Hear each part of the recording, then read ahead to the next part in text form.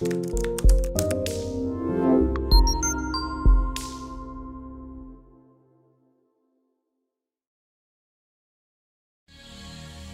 woman never belongs to you. It's just your turn. You lost your edge, she lost attraction for you. That's how it works. What'd you think she was gonna do? Tell you she cheated? Men cannot afford to get complacent in relationships. Get your fat ass off the couch, start lifting weights, and learn game. You're welcome. And now your man, Donovan Sharpe. What's up, guys? It's your man, Donovan Sharpe, and welcome to the 910th edition of TSR Live, your daily dose of toxic masculinity, misogyny, and small bleep energy. It is Wednesday, December 28th of 2022. There are less than 3 days left. Actually, less than 4 days left. Oh boy, there's my math genius shining through. But less than 4 days. Wait, 29, 30, 31. Okay, less than 4 days left in 2022. Woo! Wow. Jesus Christ. And I'm a grammar Nazi. You guys know how that goes. As always, we are multi-streaming live simultaneously to Facebook, Twitch, YouTube, mgtow.tv, manosphere.tv, DLive, Rumble, and Twitter. And of course, in crystal clear high-resolution 4K2 Sharpe stream, which is absolutely free on the App Store and the Google Play Store for iOS and Android. So however you're watching, wherever you're watching from, thank you for making the Sharpe Reality Live a part of your daily routine. Are you kidding? This is what I hate about iPhones. Hang on, guys. Let me dismiss this update here. Good God. Yeah. Technology problems, right? All right, let's see here. No. Damn it. Come on. No.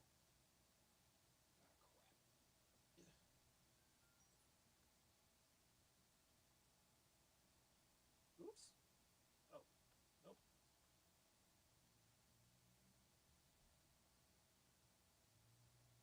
The hell? Oh boy, now we got all kinds of fun going on here. Hang on, guys. Oh boy. Nope, that's me. That is, I don't know that that's the one. We do it live, guys. We do it live. There we go. There we go. Now I gotta be careful not to turn it off. Are you serious? You know what? Here's what I'll do. Here's what I'll do. Oh, this is too funny. This is freaking hilarious. So what I'm going to do here, guys, you guys are going to see my skill. You guys are going to see my skill here in real time. Just give me a second. Hang on a second. I'm going to rotate this bad boy. Transform. Oh, wait, I have to unlock it first. There we go. Yes, we are experiencing technical difficulties. No, it's not on port. It's a malfunction with the iPhone, but that's okay. I'm going to rotate it 90 degrees counterclockwise. What the hell? Oh boy. Okay, well, I guess we'll just leave it like that. Hang on, guys. Hang on. I don't know why it's not allowing me to rotate. Oh, hang on a second. I know what I'll do. So what I'm going to do now is I am going to... So I guess this is going to be a... What? Devin, stop texting me. Jesus Christ. All right, hang on. Hang on. Yeah, I'm still... Where is a camera slider? Is that it? Ah, there it is. Okay, cool. Got it. All right, so now we are going to transform. Hey, there we go. All right, now we are going to pull this.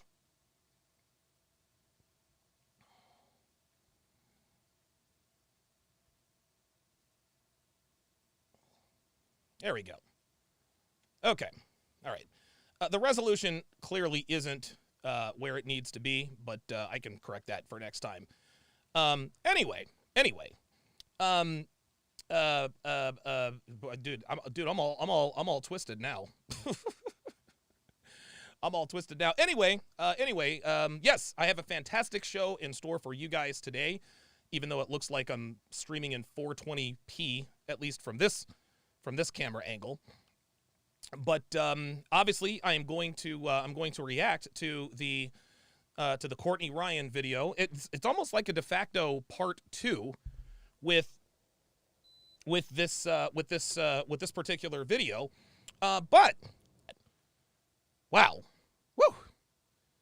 Boy, that was intense. Shout out to Dev. Shout out to Devin, who sent me this video from Reddit Next Fucking Level. It says, the neighbor who came to the house to say he was cheated on by his wife. Let's take a look. Hey, I live in the neighborhood. My Wi-Fi name is 1744. Your wife is cheating.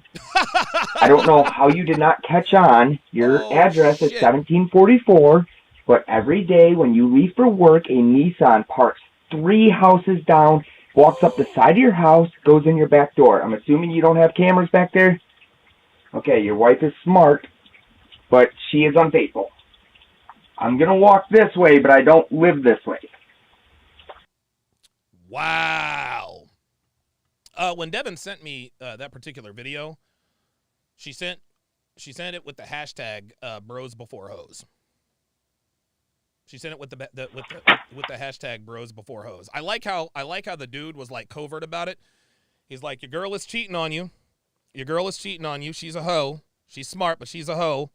So just so you know, like she's fucking that nigga 2 houses down.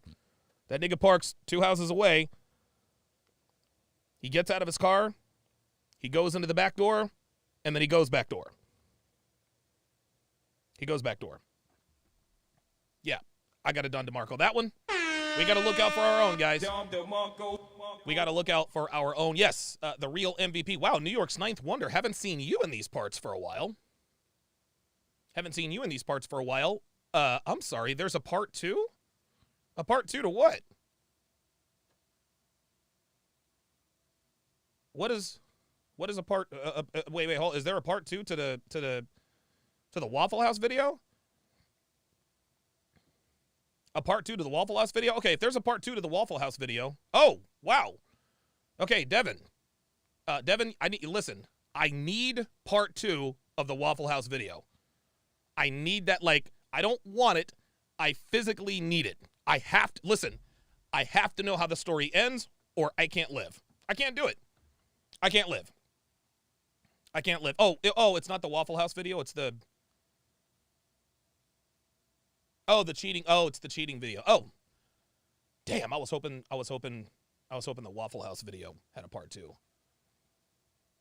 Okay, well, Dev, find me part 2 of the cheating video. This is one of the funniest things I have ever seen. The title of this is "Sick Human Tries to Eat His Own Pet." Let's take a look.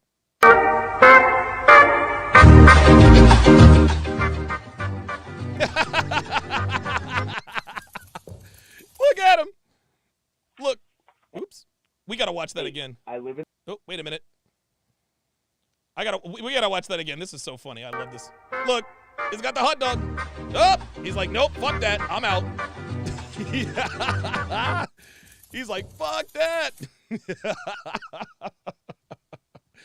That's funny as shit. Oh, here we go. Major plot. Oh, okay. Part 2. I live in the neighborhood. My Wi-Fi name is 7. Your wife is cheating. I don't know how you did not catch on. Your address is 1744, but every day when you leave for work, a Nissan parks 3 houses down, walks up the side of your house, goes in your back door. I'm assuming you don't have cameras back there? Okay, your wife is smart, but she is unfaithful. I'm going to walk this way, but I don't live this way. Okay. Hello? Hey, I just wanted to apologize for last night. I know I probably shouldn't have broke the news like that, but I had a few drinks. Are you the guy that changed his Wi-Fi name to 1744 Wife is Cheating? Yes, I thought I was being clever by using your address. I thought you'd catch on. It was stupid, but no, dude, she is cheating. Every time you go to work, I see this guy walk up the side of your driveway and go into your back door. Okay, so you got a few things wrong there. The wife is the one that's actually driving and going to work, and the guy is for me. And yes, he does come in my back door. Oh my God! Wow. All right. Fuck. My bad, dude. Yeah. I mean, thank you though. Like, I really didn't have the courage, and this is actually life-changing. Hey, I'm very glad I could help, and I'm also sorry at the same time. All right. Have a good one.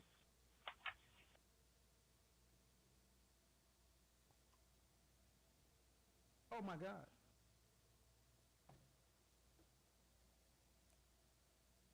Didn't see that one coming. Didn't see that one coming. Oh, wow. Yeah, didn't, yeah. Yeah, didn't,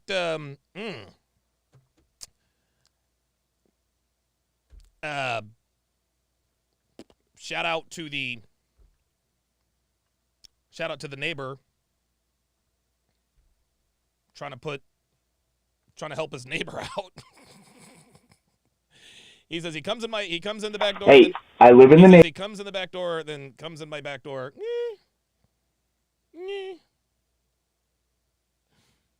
Oh boy. I need a reprieve from that. Let's watch the hot dog video again.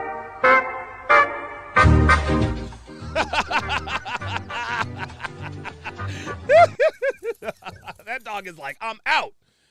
Woo! Wow. Okay. Boy, that was a shocker. That was a shocker. Last thing before we start the reaction here. So about an hour ago, I put up a poll.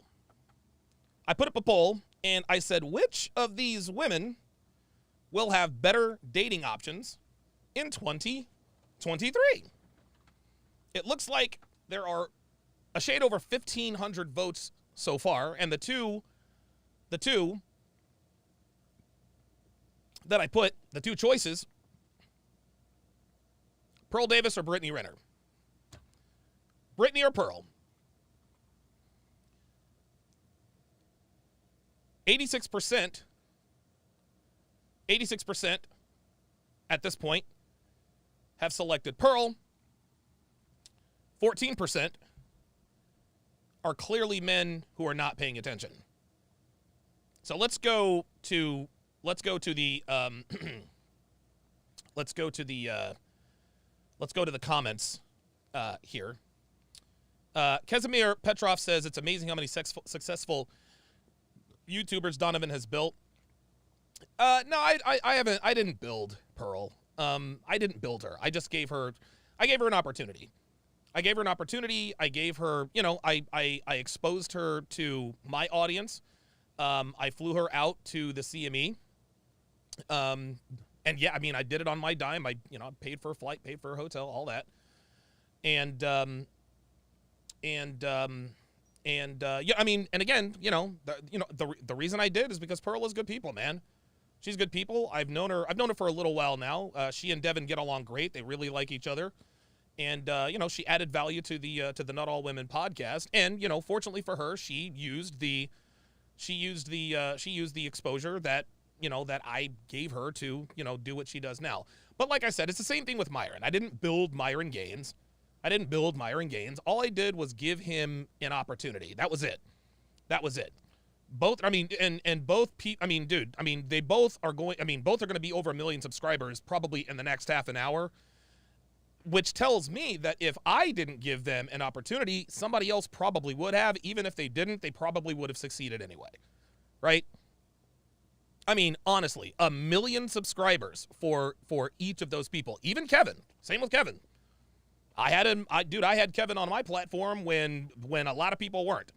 And dude, I said it once and I'll say it again. I had Kevin Samuels made more appearances on my channel than he did anywhere. He made 48 appearances on my show. So I'm happy to be, but the bottom line is I didn't build Kevin. I didn't teach him the ways of the red pill. I didn't teach Myron the ways of the red pill. I didn't teach Pearl the ways of the red pill. These were already red pill aware people that I associated with. I recognized that they had talent, and I opened, I opened my, I gave them a platform to help them out. Maybe give them a little bit of momentum, and they seized it, and now they're successful.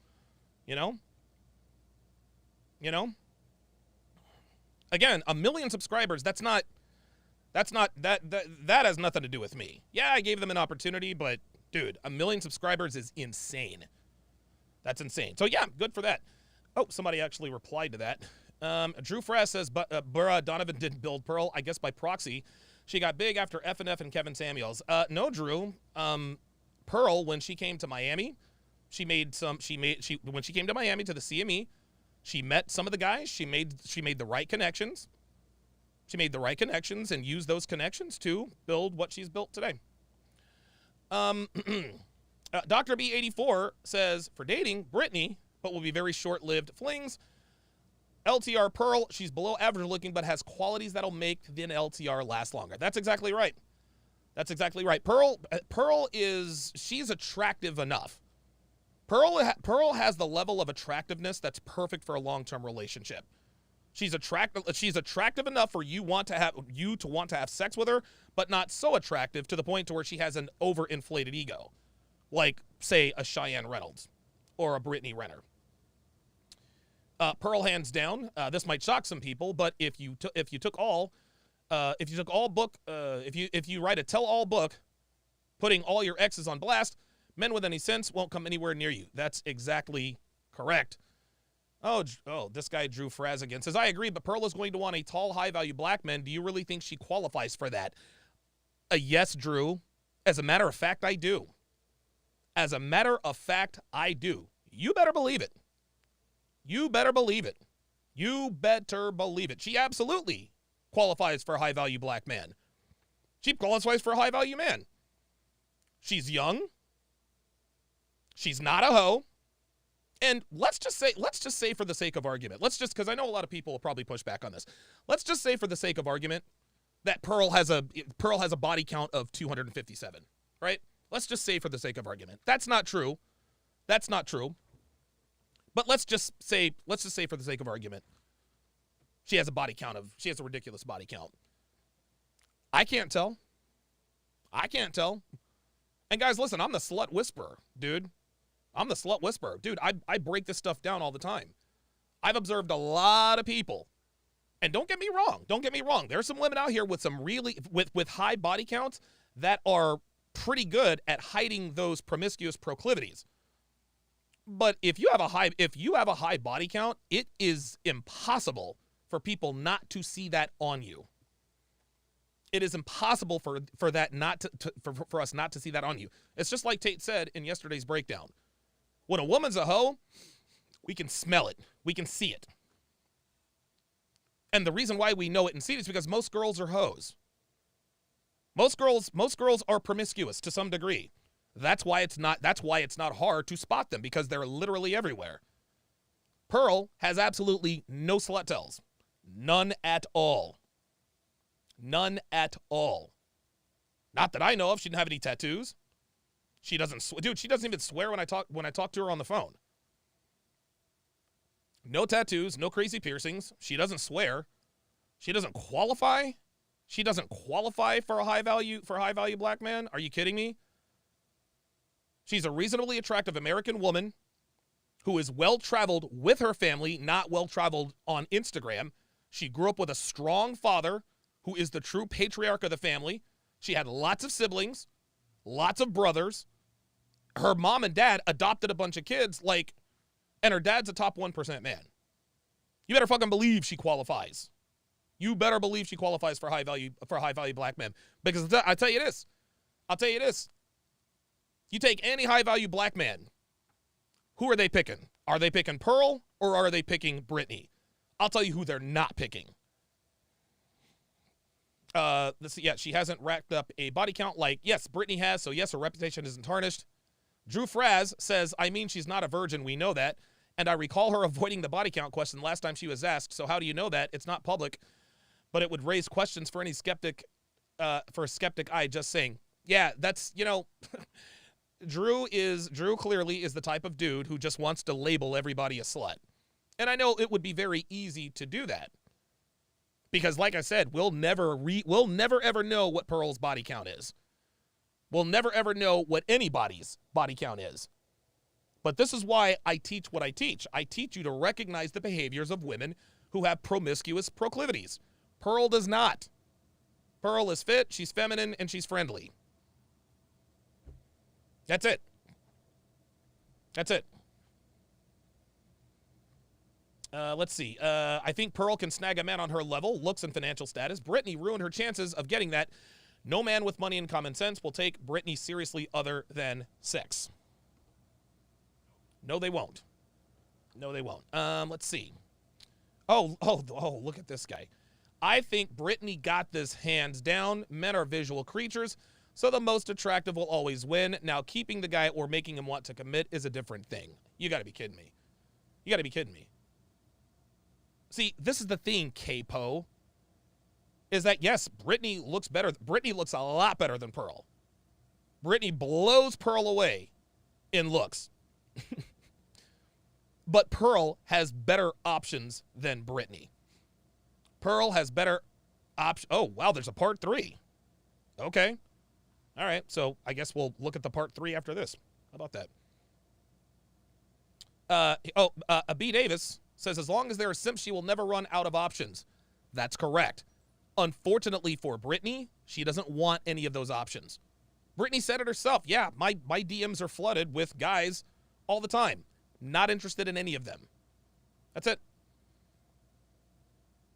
The Solitary Soldier says, if Brittany lowered her standards, she'd run circles around Pearl. All Brittany has to do is stay out of her own way. No, she actually would not run circles around Pearl. See, again, the Solitary Soldier, and this is, I'm respectfully disagreeing. I'm not going to call you names. I'm not going to call you names, but number one, we know Brittany is not going to lower her standards, as we know that it is impossible for women to lower their standards once they achieve a level of sexual success with higher value men. But number two, even if she did, the average guy still doesn't want to be fucking with Brittany Renner. I don't care who you are. That's the gag. Everyone, we will never know what any woman's body count is. But except for Brittany Renner.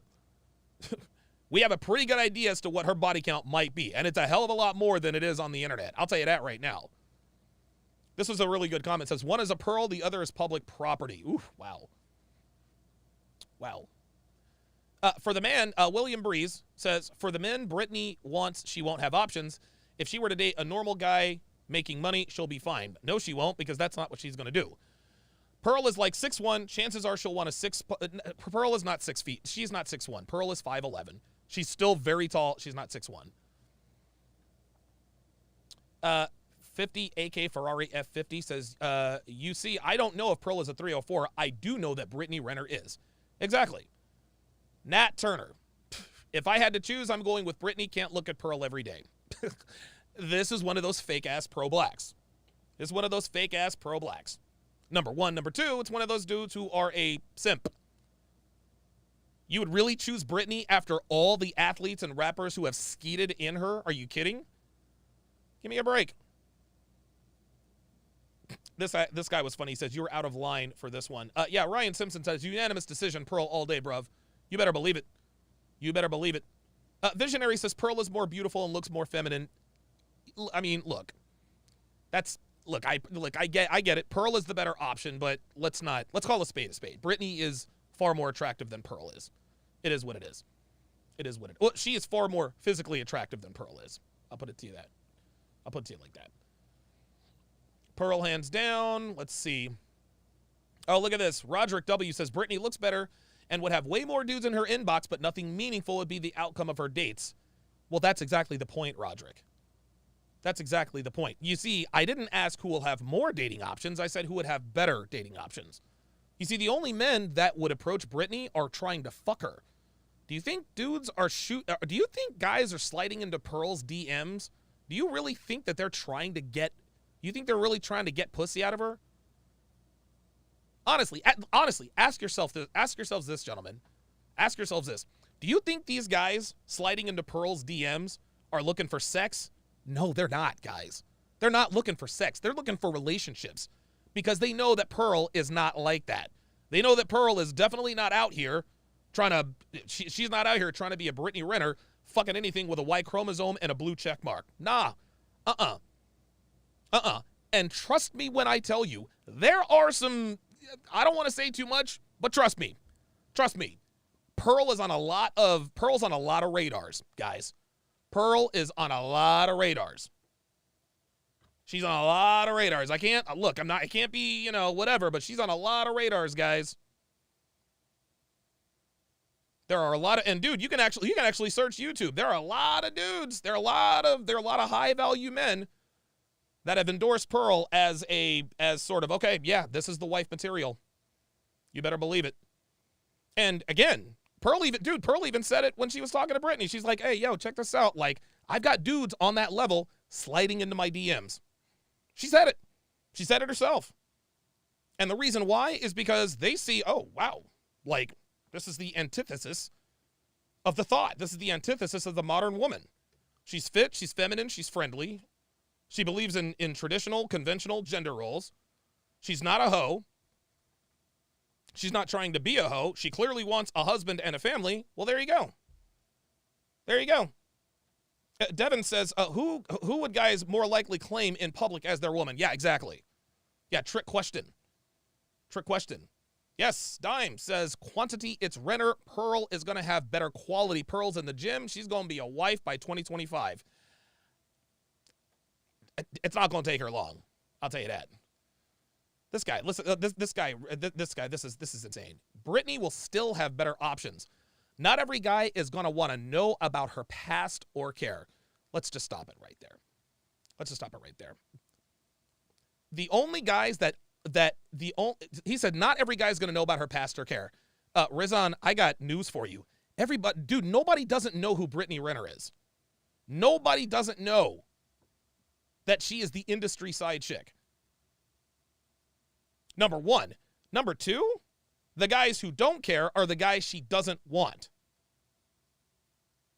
Yo, you're right. Not every guy is going to know or care about her past. But guess what? Those are the guys Brittany does not want. And she said as much in the interview with Pearl. He said Pearl is average looking with makeup, below average looking without it. And she's flat and not thick like Brittany. Most guys go for looks. Pearl is a 4. Brittany is an 8. Listen, we can agree to disagree. We can agree to disagree there. But I'll tell you this. Most guys go for looks as far as short-term relationships are concerned. One-night stands, fuck buddies, situationships, and entanglements. Yes, most guys do go for looks. If guys are looking for some fun, they go after Brittany. If they're looking for a wife, they go after Pearl. So, yeah, listen, you can say Pearl is a 4 and Brittany is an 8. Guess what? Brittany's all used up. John Brown says, any high-end man is going to be smart enough to do some sort of background check on a woman before making any permanent moves. I agree, John Brown, but he won't have to do a background check. He won't have to do a background check on Brittany because everyone knows who and what she's done. Any man with options and brain cells, he continues, will be careful in picking wife material. This also comes down to what kind of men these women want, and the higher end the man, the more baggage for the woman. Then, as the dearly departed Mr. Samuels would say, they can get ready to buy a dog and die alone. There you go. Listen to this guy. He said, yeah, you can do a successful background check on Renner because she's semi-famous, and a lot of her past is on social media. That's kind of the point.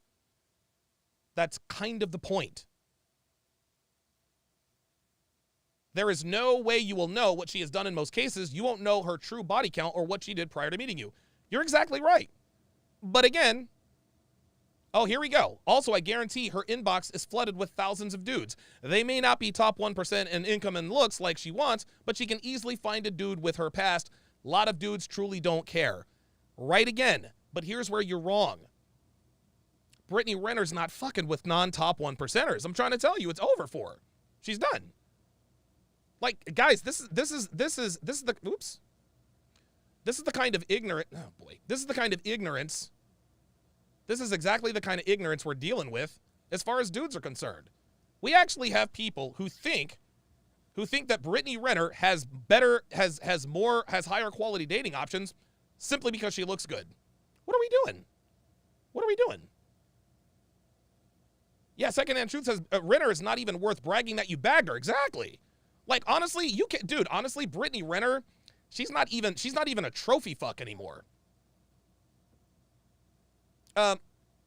This guy, KJ, says, guys, I love Pearl, but Brittany Renner will pull a millionaire way before Pearl. You sure about that, KJ? You sure about that? I'm not so sure about that. Yeah, Brittany can pull a millionaire for about 20 minutes. Yeah, listen, Brittany can pull millionaires all day long. As a matter of fact, that's actually what she used to do. But she can't anymore. And that's why she is where she is now. So yeah, the poll, the jury is still out. Let me go ahead and refresh the data here. Let me see if the percentage has changed. Yeah, 86% to 14. It looks like that's probably going to be what it is. I think Drew Fraz is just a hater. You know. Here we go. There we go. Whoa. Here we are. Jerron Taylor says, honestly, it's something about Pearl I don't trust. Oh boy. She is 25, yet she talks like she isn't a modern woman. Pearl is super cool, but I think she is smart, say businesswoman who took advantage of a space. She doesn't bring anything new or original to the table. She just says all the talking points of the manosphere. It's just instead of black men. It's a white woman. I think Pearl secretly is just like most women today, but caters to men publicly. Brittany can naturally attract much more men than Pearl. And despite her being a hoe, she hasn't ruined herself with a bunch of piercings and tats. She cleaned up her image a little bit. She can get some good options tomorrow. Jerron, my friend, you are lost. You are lost. You're lost. Let's unpack this. Let's just unpack this here for a little bit. Number one, Brittany Renner has ruined herself with tattoos. Have you not been paying attention? Brittany Renner has a neck tattoo of a spider. She's got a neck tattoo of a spider. Let's just get that out of the way. Number two, she's been trying to clean up her image for the last year. She's been trying to clean up her image for the last year. Guess what? Dude still ain't hollering. Number three, he says, honestly, it's just something about Pearl I don't trust. She's 25, blah, blah, blah, blah, blah. This is another one of these nigga haters. See, these niggas over at NiggaTube, they talk a bunch of shit about Pearl. They talk about, oh, it's only black men, this and that and the other. They just don't like that she has a bigger channel than they do. That's what that is. That's who I was referring to when I was talking about these jealous ass niggas, these haters. I didn't want to put it there, but I guess I'm gonna have to. What is it about something you don't trust? What is it about something you don't trust? What gives you the impression that you can't trust someone like Pearl? Yeah, I didn't think so. No, you are the typical black dude who kowtows and panders to black women. And so I don't trust. There's just something about her I don't trust. Bruh, you sound like a woman. You need to substantiate your claims. Even if Pearl had a body count of 152, we would never know. And again, there is precious little evidence that she has an extended promiscuous past. What are we doing? Number one. Number two, she says she doesn't bring anything new or original to the table. Could have fooled me. No, she doesn't bring anything new or original to the table. When's the last time Brittany Renner and Andrew Tate were in the same room at the same time? I'll wait. Yeah, I didn't think so. Nothing new, nothing original. You kidding me? Better than 900,000 people would probably beg to differ. This is just, again, she doesn't bring anything new or original to the table. Dude, you're just talking to talk. You're talking to talk. You're just saying stuff. This is ridiculous. Then he says, she just says all the talking points of the manosphere. Okay, yeah. I also do all the talking points of the manosphere. But the difference between her channel and my channel is the fact that she gets people in the studio. She doesn't bring anything new or original to the table. She's the only other, dude, she is the only other channel that even comes close to rivaling Fresh and Fit. She's the only other channel. And the reason why Fresh and Fit and Pearl and the late great Kevin Samuels blew up is because they took the discussion outside of the community. Kevin, Myron, and Pearl are bringing in outsiders that disagree with us and having discussions with them. How many YouTube channels are there? Like 1 billion? There's only 3 that really does what they do. So miss me with the nothing new or original. And yeah, she does say all the talking points of the manosphere. So do I, so does Myron, so does Rollo. You're not hating on that, are you? Then he says, it's just instead of black men, it's a white woman. I think Pearl is secretly just like most women today, but caters to men publicly. And what gives you that idea? What gives you that idea? Look, you can have your opinions. That's not against the law. But why do you think she is secret? So basically he's saying that Pearl is a low-key hoe. Like she's a sneak. Okay. So, what makes you think she, listen, you can say that, you can have that opinion, but you can't just say, well, I just think so. No, man. Like, dude, I've got the slut radar, guys. I've got the slut radar. 99.9% accuracy. I've been fooled before, but that was a long time ago. I've talked to Pearl. I've met her up close and personal. And again, I'll never know what her body count is, but I think I speak for everyone when I can say that there are no discernible slut tells with Pearl. And caters to men publicly. What, so agreeing with male talking points means she caters to men? See, that's the problem with these jealous YouTubers and these commenters. She happens to agree with men. Guys, the manosphere has been bitching and moaning about the fact that all women are like that and they never care about men's problems, blah, blah, blah, blah. They don't have. Pearl is advocating for men. Pearl is advocating for men. But when a woman actually comes into the space and actually adds value and gets eyeballs, she's catering to men publicly. But then he says Brittany can naturally attract much more men than Pearl. Many more men than Pearl, number one. Number two, yes, she can. And she has.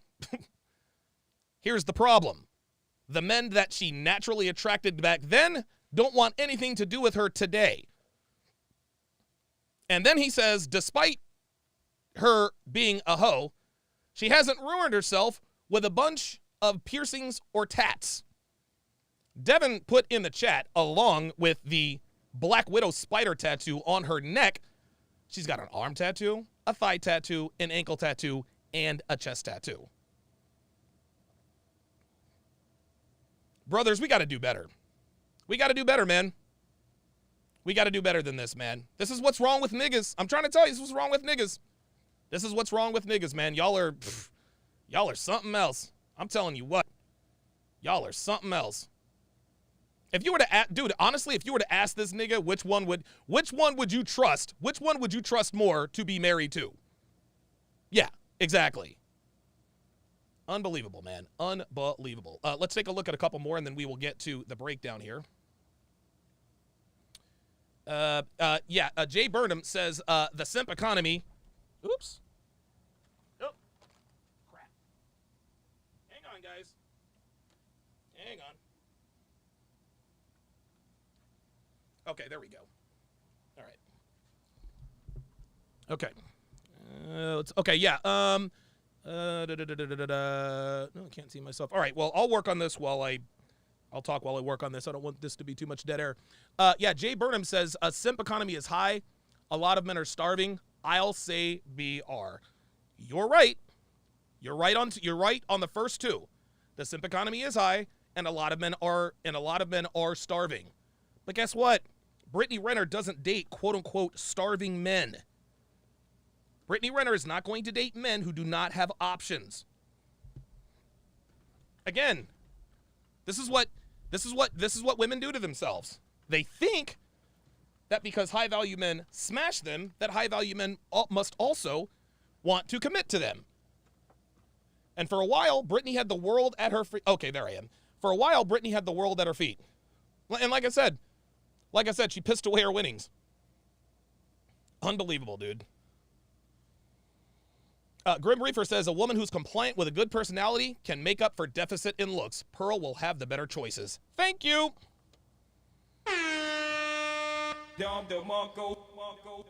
There you go. There you go.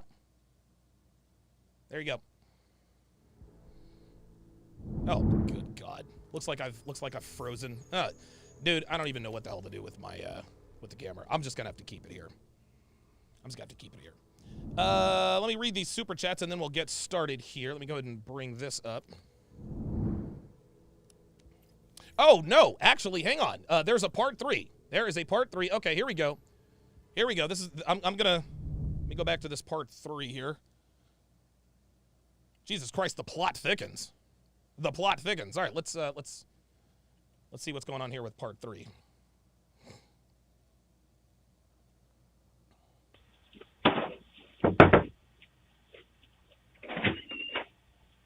What the? Hey! What's that for? Well, you know what my face looks like now. Oh, wait a minute. All right, now I got it. Sorry, guys. There we go. Sorry about that, guys. I just wanted to say that I'm... All right, here we go. Part 3. Nope.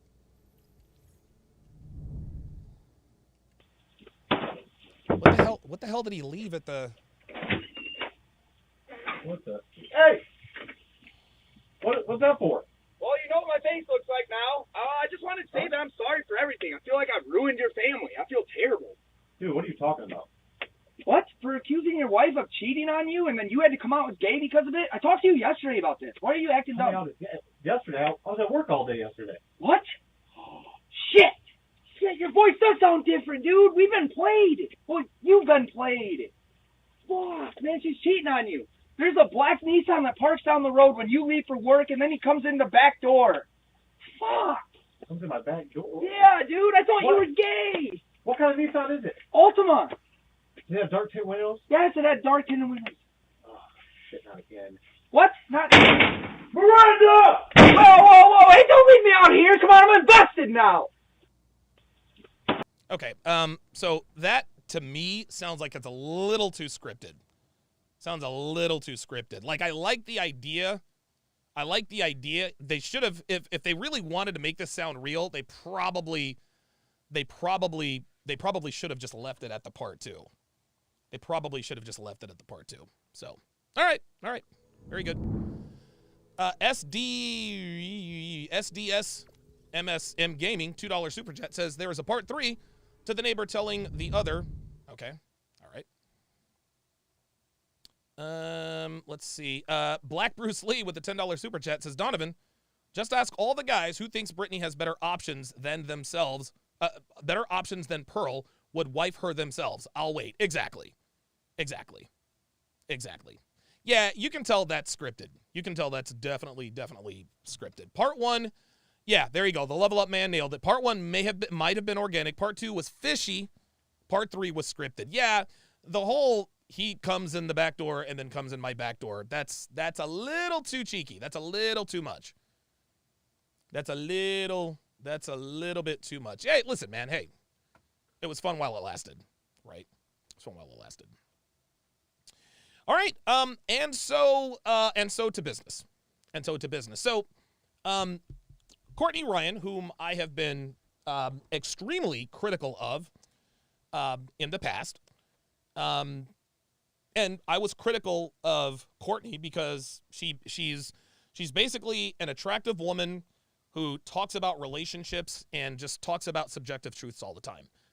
All she used to do really was, she doesn't agree or disagree. She doesn't take any stances. She just rides the fence and basically just gets a bunch of views. Now, the thing is I don't know why she would change the formula, because the formula was clearly working. I don't know. Who knows? Maybe. I don't know. I'm a nobody. Maybe somebody tipped her off. Maybe Courtney took my criticism as constructive and decided to do something about it. Whatever her reasoning is for taking it in this new direction, I am 1,000%. This is 1,000% better. So now Courtney is now taking the conversation to the streets. And it's interesting. She still, quote unquote, fence rides to some degree, but that doesn't matter. What matters is that, again, someone on the outside is giving us a glimpse into what modern women are really like. A lot of people are very critical of Fresh and Fit because of the guests that they have on. They talk about how Myron and Fresh only bring on these Miami 304 yacht thoughts, and they just dunk on them all night long, which is great. It's great fun. It's entertaining. I've been on like 20-something episodes. Love it every time. Right? But what people fail to realize is that the girls that come on to Fresh and Fit are from all over. Well, of course, there's no real way to prove that, but you're just going to have to take their word for it when the girls tell them where they're from. Well, Courtney lives in Cleveland. And these girls appear to have exactly the same mindset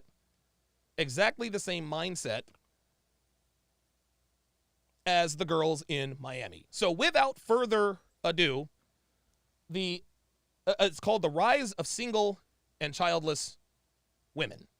The Rise of Single and Childless Women.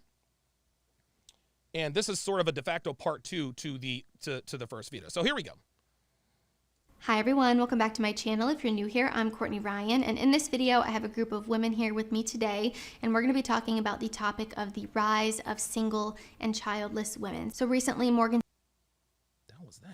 Stanley has projected that 45% of women will be single and childless between the ages of 25 and 44 by the year 2030. So I've actually covered this in a solo episode on my channel already. If you haven't seen that and want to hear Alvin Sam with the $2 super chat says Courtney is the feminine feminist. Yeah, I agree. my perspective and thoughts, be sure to go check that out. But this video specifically is going to be getting the opinion What the hell is that?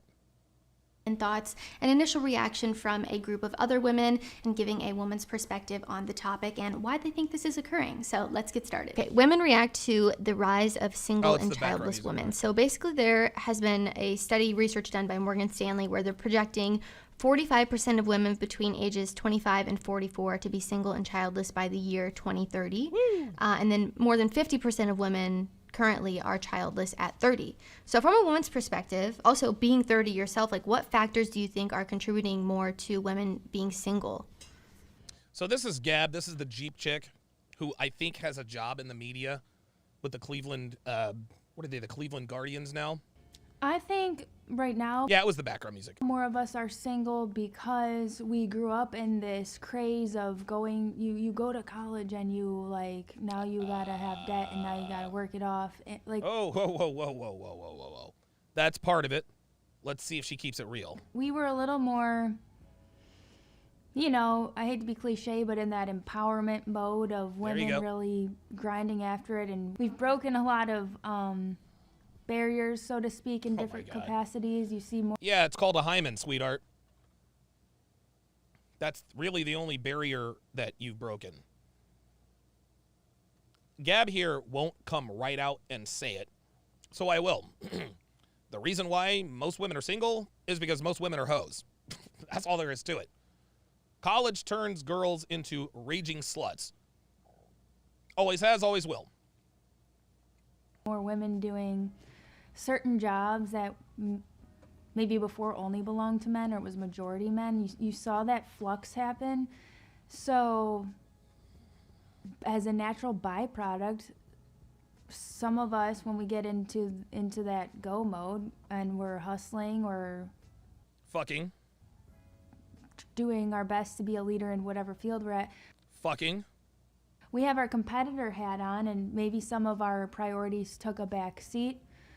I know for me, I feel like it's more like I just had some bad decisions. So like I don't want to say wasted my time on some experiences, but those were experiences I had to learn. So I feel behind. But oh boy, made some bad decisions. Had to learn. Blah blah blah blah blah. Right. At least she admitted to making bad decisions. I can't speak for everyone though. Those are just my experiences. So I think it could be a combination. Maybe, yeah, there's less pressure to settle down than there was so many years ago. Mm-hmm. And truthfully, I always look at the glass half full. So I'm kind of like, you know what? I'd rather live it up, be a little selfish, and then when the time comes, there we go. We be popping out these kids, and I will feel like I've lived my life and I can be fully present for them. You know? And therein lies the problem, Ms. 420. Therein lies the problem. I want to be selfish and live it up. Translation. Fuck around. That's it. Women are allergic to just saying sleep around. They call sleeping around so many different things. Living it up, being selfish, finding myself, partying, giving myself. They call it everything but being a hoe. They call it everything but being a hoe. And she literally just told us the playbook that we've been telling you guys about for the last decade and a half. Sport fuck alpha chads in my 20s, then when I hit 30, settle down. But a funny thing happened on the way to the perfect game plan. The red pill community happened. This is why guys like Andrew Tate, Myron and Fresh, Pearl are so heavily scrutinized because the jig is up. Gab just sat here and told us what the typical playbook is for the average rank and file American woman. Be a hoe until I can't be anymore, then find a sucker to bail me out of my bad decisions, put a baby in me, and now I'm set for life. Here you have it, guys. Here you have it. You know, because it's not about me anymore, my life and all the things that I want to do because I didn't get to do them, and I'm going to hold the resentment against the kids now. You know. Did you hear? Wow, that was a wow. Honestly, this girl's rationalization hamster is bi-fucking-onic. Listen to this. Listen to how she just breezed past this. A little selfish, and then when the time comes, we be popping out these kids, and I will feel like I've lived my life and I can be fully present for them, you know, because it's not about me anymore, my life and all the things that I want to do because I didn't get to do them, and I'm going to hold the resentment against the kids now. Interestingly enough, this is exactly what happened to my mother. This is what happened to my mom. This is why my mom was selfish. She said she got robbed. She got robbed of having her fun. So she decided at the age of, how old? So I was 15. My mom is, 15. So at 31 years old, my mom decided to abandon the family to chase after a bad boy in Detroit. Didn't work out too well for Mama Sharpe. But for this woman to sit here and Jesus Christ. For this woman to sit here and characterize, god damn, my eyelashes are fucking long today. For this woman to sit here and characterize childbirth and motherhood as something that would make you resent your children because you didn't get to fuck a bunch of guys and party and go on yachts and get butt fucked in, movie theaters. You're going to resent your kids for that? That's ridiculous. She doesn't even realize what she just said. Hold resentment against the kids. Unbelievable. No. Devin, this is a very good comment here by Dev. She says, were women conditioned to think that life ends when they have children? Get that degree after you raise your kids. You have the rest of your lives to work. There you go. No, I think that it's okay if you're a late bloomer. I'm a late bloomer to everything, and I don't feel that there's shame in that. But I think if I had to pinpoint it, I think part of it is the workforce situation. Part of it might be people are had more room to have experiences, and so now they're just waiting on the one. I would strongly advise whatever employer she has, she should probably be drug tested. She should probably be drug tested because, dude, that bitch is as high as a satellite. Woo. I think a lot of it, like The Pagani, the Pagani girl, the Pagani GT girl, the girl who wants a $3.5 million hypercar, the 4,000 to 5,000 square foot house. Nothing too big, just 4,000 to 5,000 square feet, 3 bedrooms, 2.5 bathrooms. Oh no, wait, we have to have 3.5 bathrooms because it's drama with more girls in the house. Put it on a small plot of land. I don't know, 5 acres, give or take. And hey, look, if we have to go bigger, we'll go bigger. But wait, no, she doesn't want the Pagani. That if she was being reasonable, I think she said she wanted a Ferrari. Yeah, listen, if we're gonna be reasonable, let's go with the Ferrari. That's who this girl is. I said, is hookup culture. I think that is such a new thing for like younger generations. Oh my God.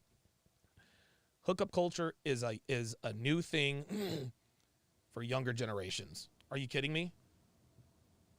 Dude, the younger generation invented hookup culture. What are we doing? Jay Blaze, yeah, this is the girl that's 23 going on 40 in dick years. Yep, that's it. Yes, the chickens, the goats, and the unicorns. That's exactly right. That's it. There we go.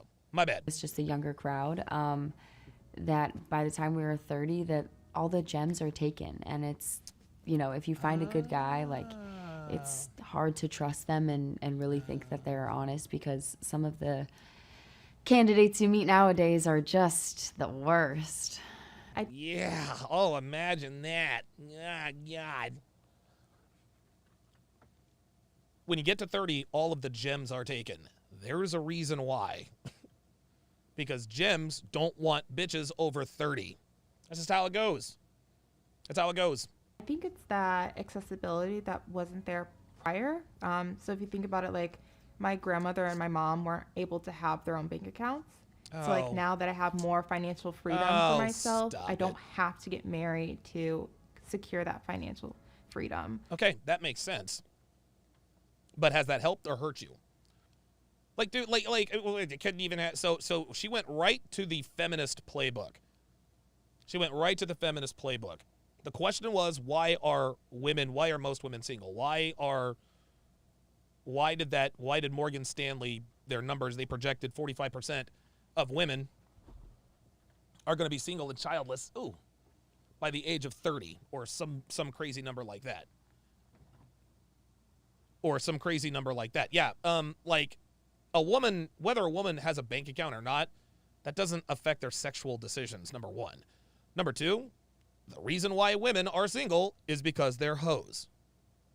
No, your grandma might not have been able to have a bank account of her own. Okay, fine. But something else she didn't have access to was a Tinder account, a smartphone, Instagram. She didn't have that, did she? Now ask yourself this, Miss Marcia. Would you rather have a bank account or an Instagram account? Honestly, ask the average rank and file woman. Ask the average rank and file woman. Would you rather have a bank account or an Instagram account? You can't have both. So like I think women are choosing to be single now because they are more accessible to different careers that are able to pay them to be single. Like there's no more where you have to marry a man to ensure that you're able to have an income. Yeah.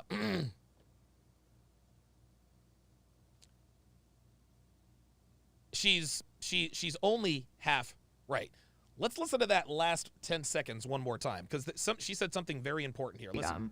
So like I think women are choosing to be single now because women are choosing to be single now. All of these women are in their 20s. There's one who's 30. Women choose to be single in their 20s.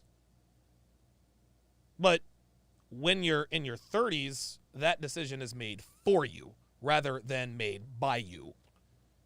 That is a clear distinction, gentlemen. Listen. Do not overlook what she just said. She says women are choosing to be single. She's right. As long as they have options. Women are the only women who choose to be single are women who are still young and pretty and fertile. But the 37-year-old who's been ran through, she's not choosing to be single. That decision was made for her. Well, when was that decision made, Donovan? When she chose not to be single. See, that's what women don't understand. When they choose to be single in their 20s, they're also choosing to be single in their 30s, 40s, and eventually their 50s. Be careful what you wish for, ladies. Listen, you guys wanted sexual freedom, you got it. Because they are more accessible to different careers that are able to pay them to be single. Like there's no more where you have to marry a man to ensure that you're able to have an income. So I think that's the biggest factor. You know something? I'm going to point something out here. A lot of these women like to point out the outlier situations as far as like men of the past are concerned. Right? A lot of them like to do that. Well, men back in the day, women couldn't have the bank account, women couldn't do this, women couldn't do that, and men took advantage of that. Let me say this about that. Were there some men back in the day who took advantage of women? Absolutely. Absolutely. Yeah, guys, listen, there were assholes in every generation. There were assholes in the 17, 18, and 1900s. That's never going to change. But for every fucked up situation there were 100 good situations.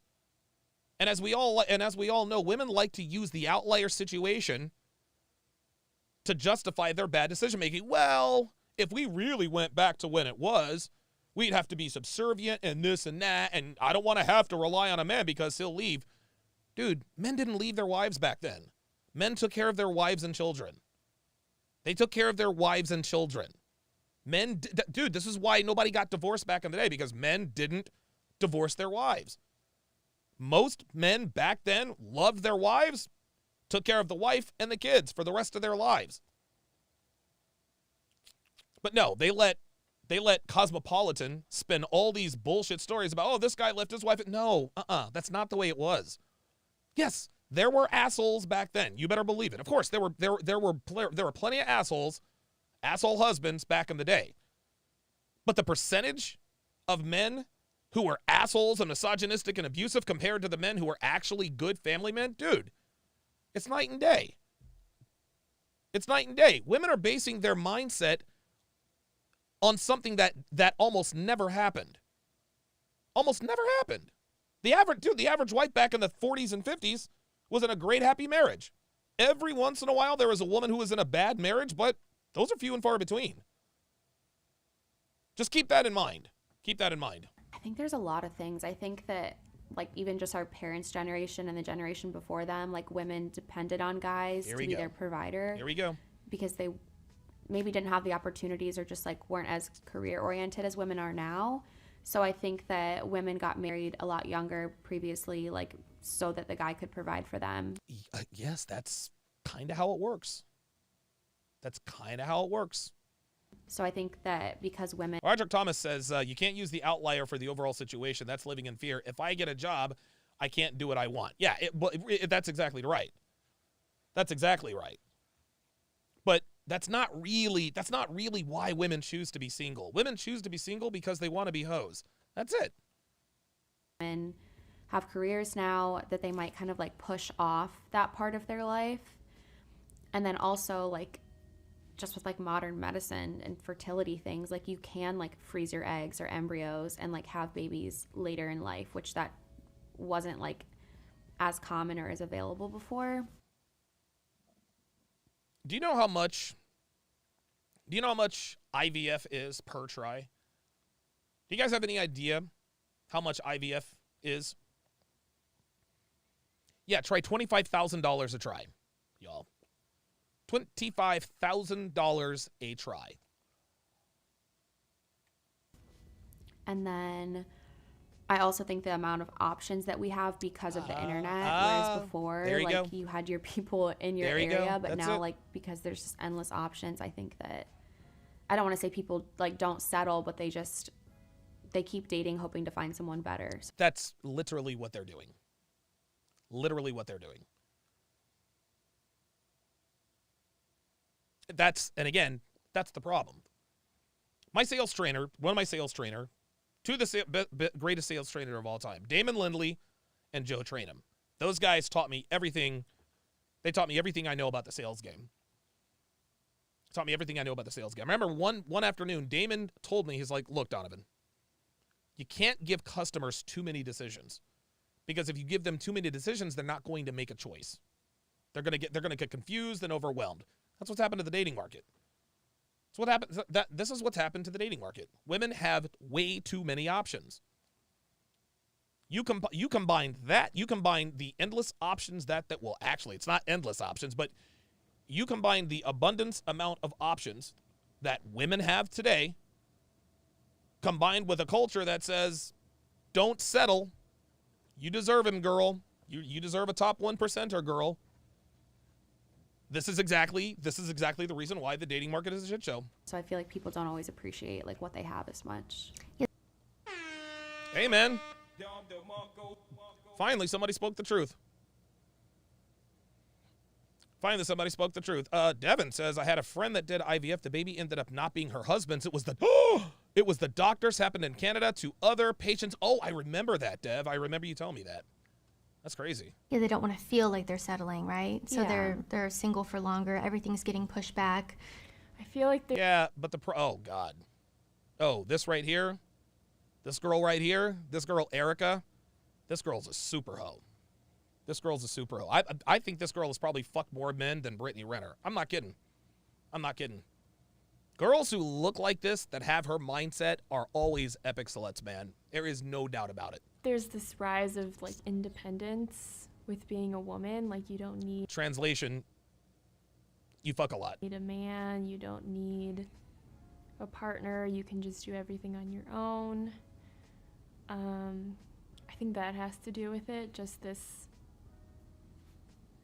idea of being independent and, you know, getting your own career and all of the above. Makes it harder to be with somebody and less. Guys, you got to watch out for women like this. Man. You really, really do. You really, really do. You gotta watch out for girls like this, man. These are the girls. These are the girls that will absolutely. They will pull the wool over your eyes, man. Dude, she will pull the wool over your eyes. It's likely that you need to be with somebody. You don't need to rely on anybody, and the goal is to not rely on anybody, so it's just not in the forefront of your mind for something that you're like thinking about. You're like, when you're growing up, you're thinking about like your career and how you're gonna support yourself, and I feel like the world is just a very one-person show now. No, it's not. And the late, great Kevin Samuels said this all the time. He said this all the time. The world, the economy is not designed for single people. It's not. The economy is not designed for single people. These women who think they can be all out here and, I'm independent and this and that and the third, dude, they either end up broke, alone, or both. I think in one of the Oriental countries, is it's like older women are starting to live with each other now because, well, they don't have any men. That's what's gonna end up happening here. Maybe because I'm going to put myself on blast, but maybe because expectations are just too high. Like I just said myself and realized that. Yeah. Oh, yes. There we go. From the very first video, all the women talked about what their expectations were. And when Courtney hit them with that truth bomb, they were like, oh, shit. It's not that realistic. There you go.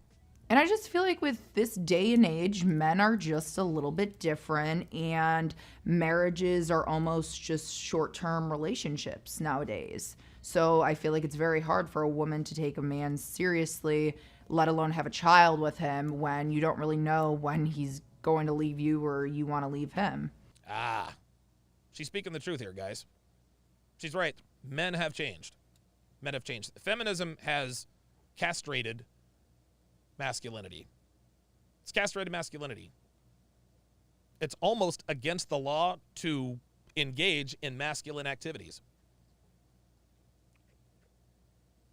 Street harassment statutes, the M2 movement, all of that stuff.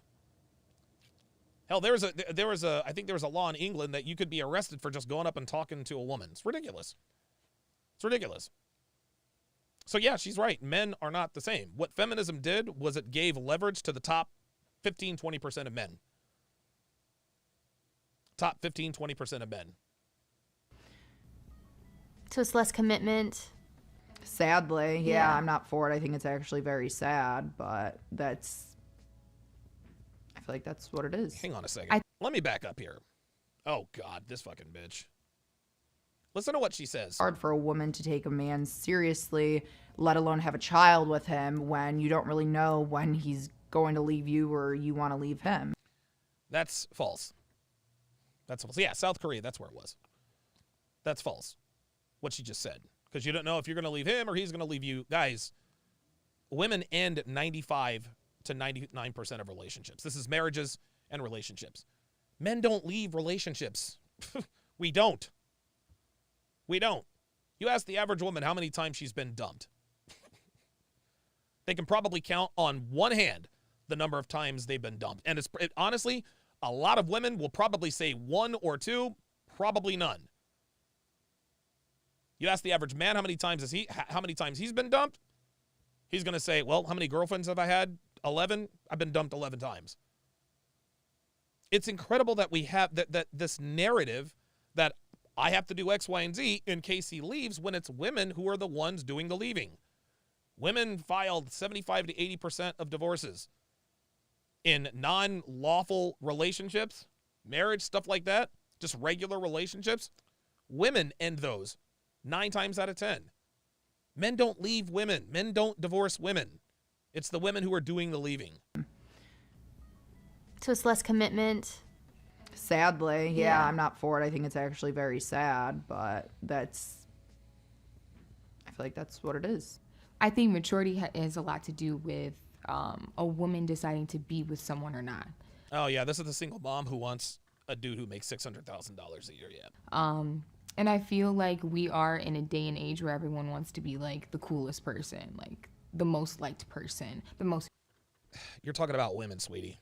Attractive person, the most sought out person. The most sought out person attracts many people to them. So women might not like that about, a man.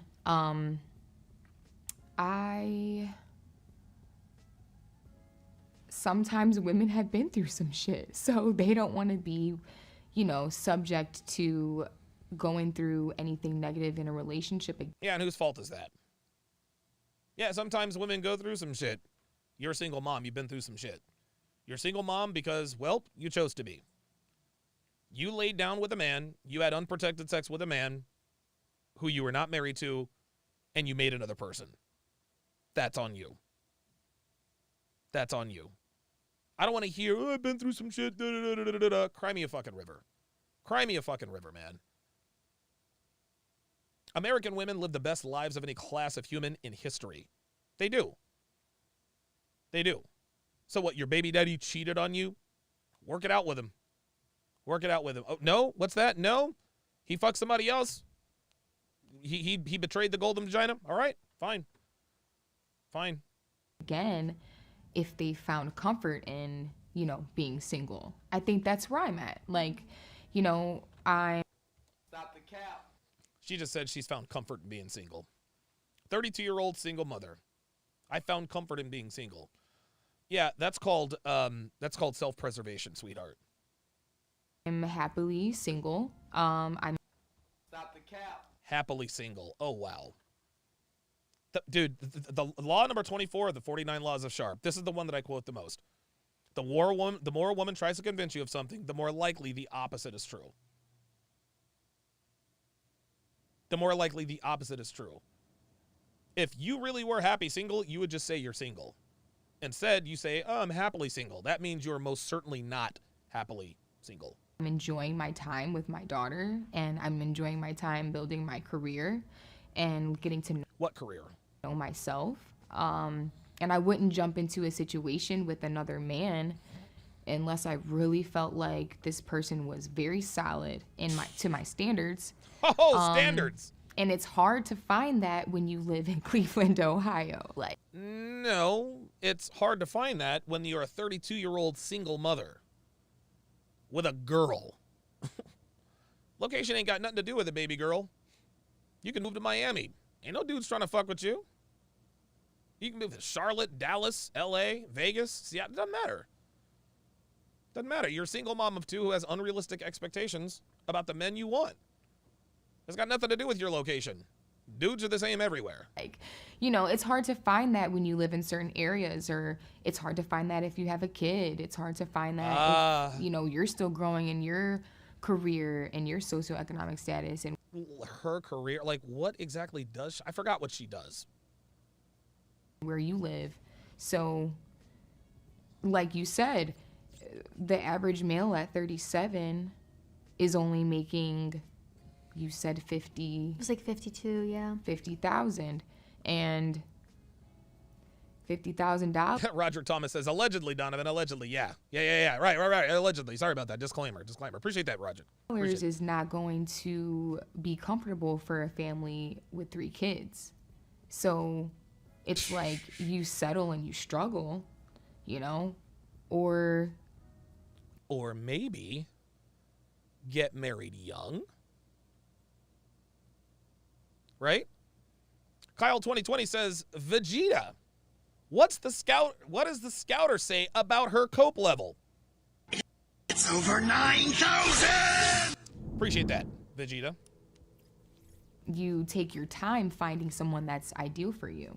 I think that's why a lot of women are single. It's like you have to take your time trying to find somebody that's worth it. So they're trying to find somebody that's worth it. Unbelievable. Choosing to be single versus settle, basically. Or maybe they have very high standards and preferences, so they're choosing to honor those instead of just, rushing into a marriage or, having kids. But aren't there other factors that come into play? Like, does the woman have a career? Is she in school? Oh is she just enjoying being a young single woman? There it is.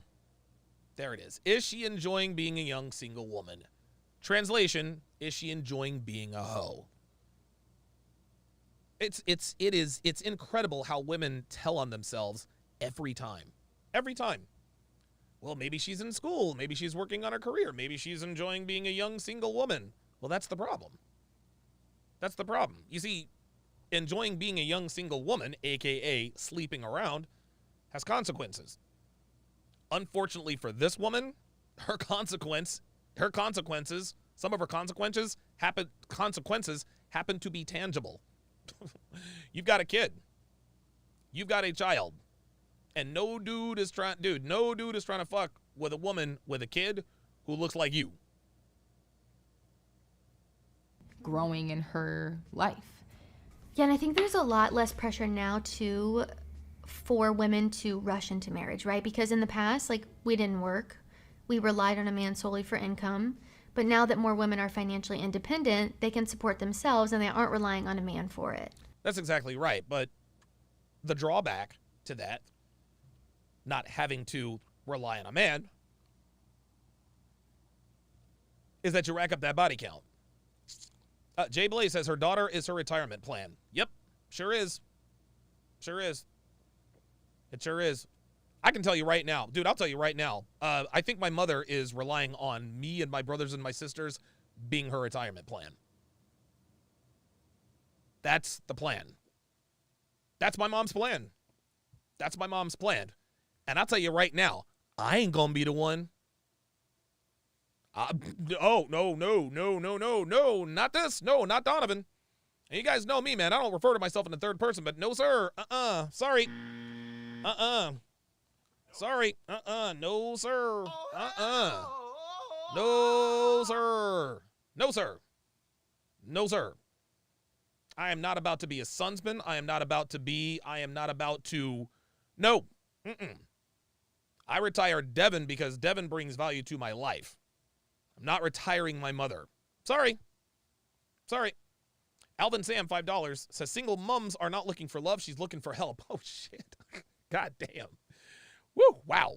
How about that? Ice Dragon Kid said, you already tried once. Yes, I did. Yes, I did. Right. So they're just single because they're not, relying on a man to support them in their lifestyle because they're paying for themselves. But it's interesting because even though women are more financially independent and we're working ourselves, we still tend to want someone who is at our level or above. Higher. And then once you're making a certain amount of money, say I'm making $100K, I don't want a man who makes less than $100K. Well, I have just limited my pool of men by a substantial amount. Wow, Courtney's been paying attention. And I like the way she characterizes this and uses herself as an example. I like how she said, hey, look, if I make $100K, I'm going to want a guy who makes $100K or above. So by definition, I'm now limiting my options. I like how she puts herself in the situation to make it a little softer. Listen, I got to give Courtney credit. She's a very good interviewer. She really, really is. She's a very good interviewer, and she has a very effective way of getting the truth out of these women. Good for her, man. Jay Blaze with the $2 super chat says women save 20% compared to men for retirement. Fair. FS Claire, $10 says, Sir, do you think the system's Sir, do you think the system's passes Sir, do you think the system passes additional legislation to force men's hand to take care of women as we walk away the next 5 to 10 years? Oh, yeah. Yeah, of course. Of course. Yeah, there it is. Jay Blaze. It's the bachelor tax. It's the bachelor tax. Dude, my tax bill last year was $38,000. I'm single, I'm reproductively irresponsible, and I'm a high earning male. Can't have that. Can't have that. Nope, they got to take they need their piece of the pie. They need their piece of the pie right off top. So yeah. Because there's only, a small percentage of men in that group. It's all right. So I can't even find what I'm looking for because my standards are so high because of what I'm currently making. This is so funny. I love how Courtney's doing this. I do. Because by putting herself in that situation, she's getting that agreement. She's getting women to indirectly by proxy admit to her, it's over for me. It's actually quite good. Go for her. And I think that is very common. That is very common among women now. How about that? Not wanting to date a man that makes less than you. Mm-hmm. It's also, I think, a lot of men. Oh, here we go. Here comes the blame shifting. Prefer to be with women that aren't on don't have kids the same level as them. I think that men. Oh my God. Here we go. I think that men want to date women on the same level as them. Yeah. Here we go. This is my opinion. But I do think that men are more comfortable with women that make less than them. And I feel like that has a lot to do with this ideal that men are the leaders and they're supposed to be. It's funny how she says that men are comfortable with women making less than them. Well, yes. Just like you're comfortable with a man making more than you. I don't understand. I don't know what the problem is there. Providers, that's like a natural thing for a man to want to provide. Yes. I think that men can be intimidated when a woman is on their level. Oh my God. Here we go. This is more of the feminist playbook. Men, listen. Men are not intimidated by women. Men are not intimidated by women on their level. Men aren't intimidated by women, sweet cheeks. I know movies tell you that. I get it. I understand. We're not intimidated by, and we're sure as shit not intimidated by you. You're a 32 single mother of a 2-year-old daughter. What the fuck is there to be intimidated by? Oh yeah, that's right. Maybe a false accusation. Anybody? Yeah. Oh yeah. Yeah. Definitely intimidated there. If she's talking about that, yes sir. But in her context, fuck out of here. Ain't nobody intimidated by this. Or I think that sometimes men can get insecure if their woman may be outperforming them financially or even in any other aspect.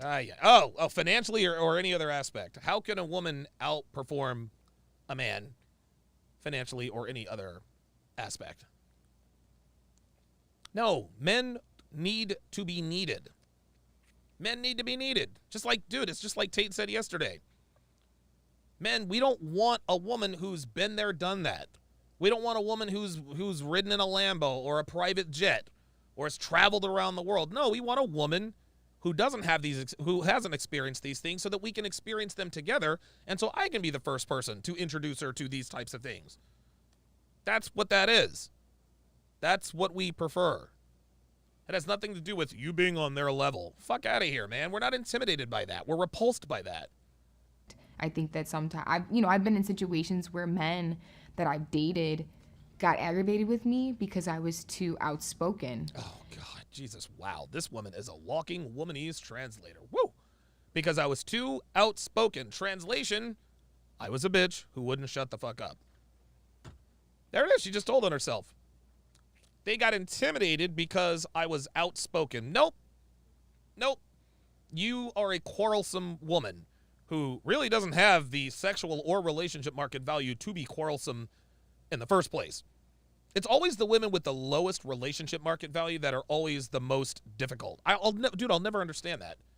I'll never understand it. I'll never understand it. Like this is the lowest value woman on this panel. Lowest value woman on this panel. Surprise, surprise, she's the bitchiest. Alvin Sam with a $5 super chat says, we're not intimidated. She's a pain in the ass. Exactly. Jay Blaze says, AKA, you are a ratchet. That's right. Seathrim. This is Cloak the Hood Rat in me. So what she just revealed is that the way she talks now, it's not the way she talks off camera. The way she is talking to us now, not the way she talks on not the way she talks off camera. You guys remember Michaela Pink? Remember that? Back in the day? Hi, I'm da-da-da-da-da-da-da-da. That's actually where Seathrim originated from. It was from Michaela Pink.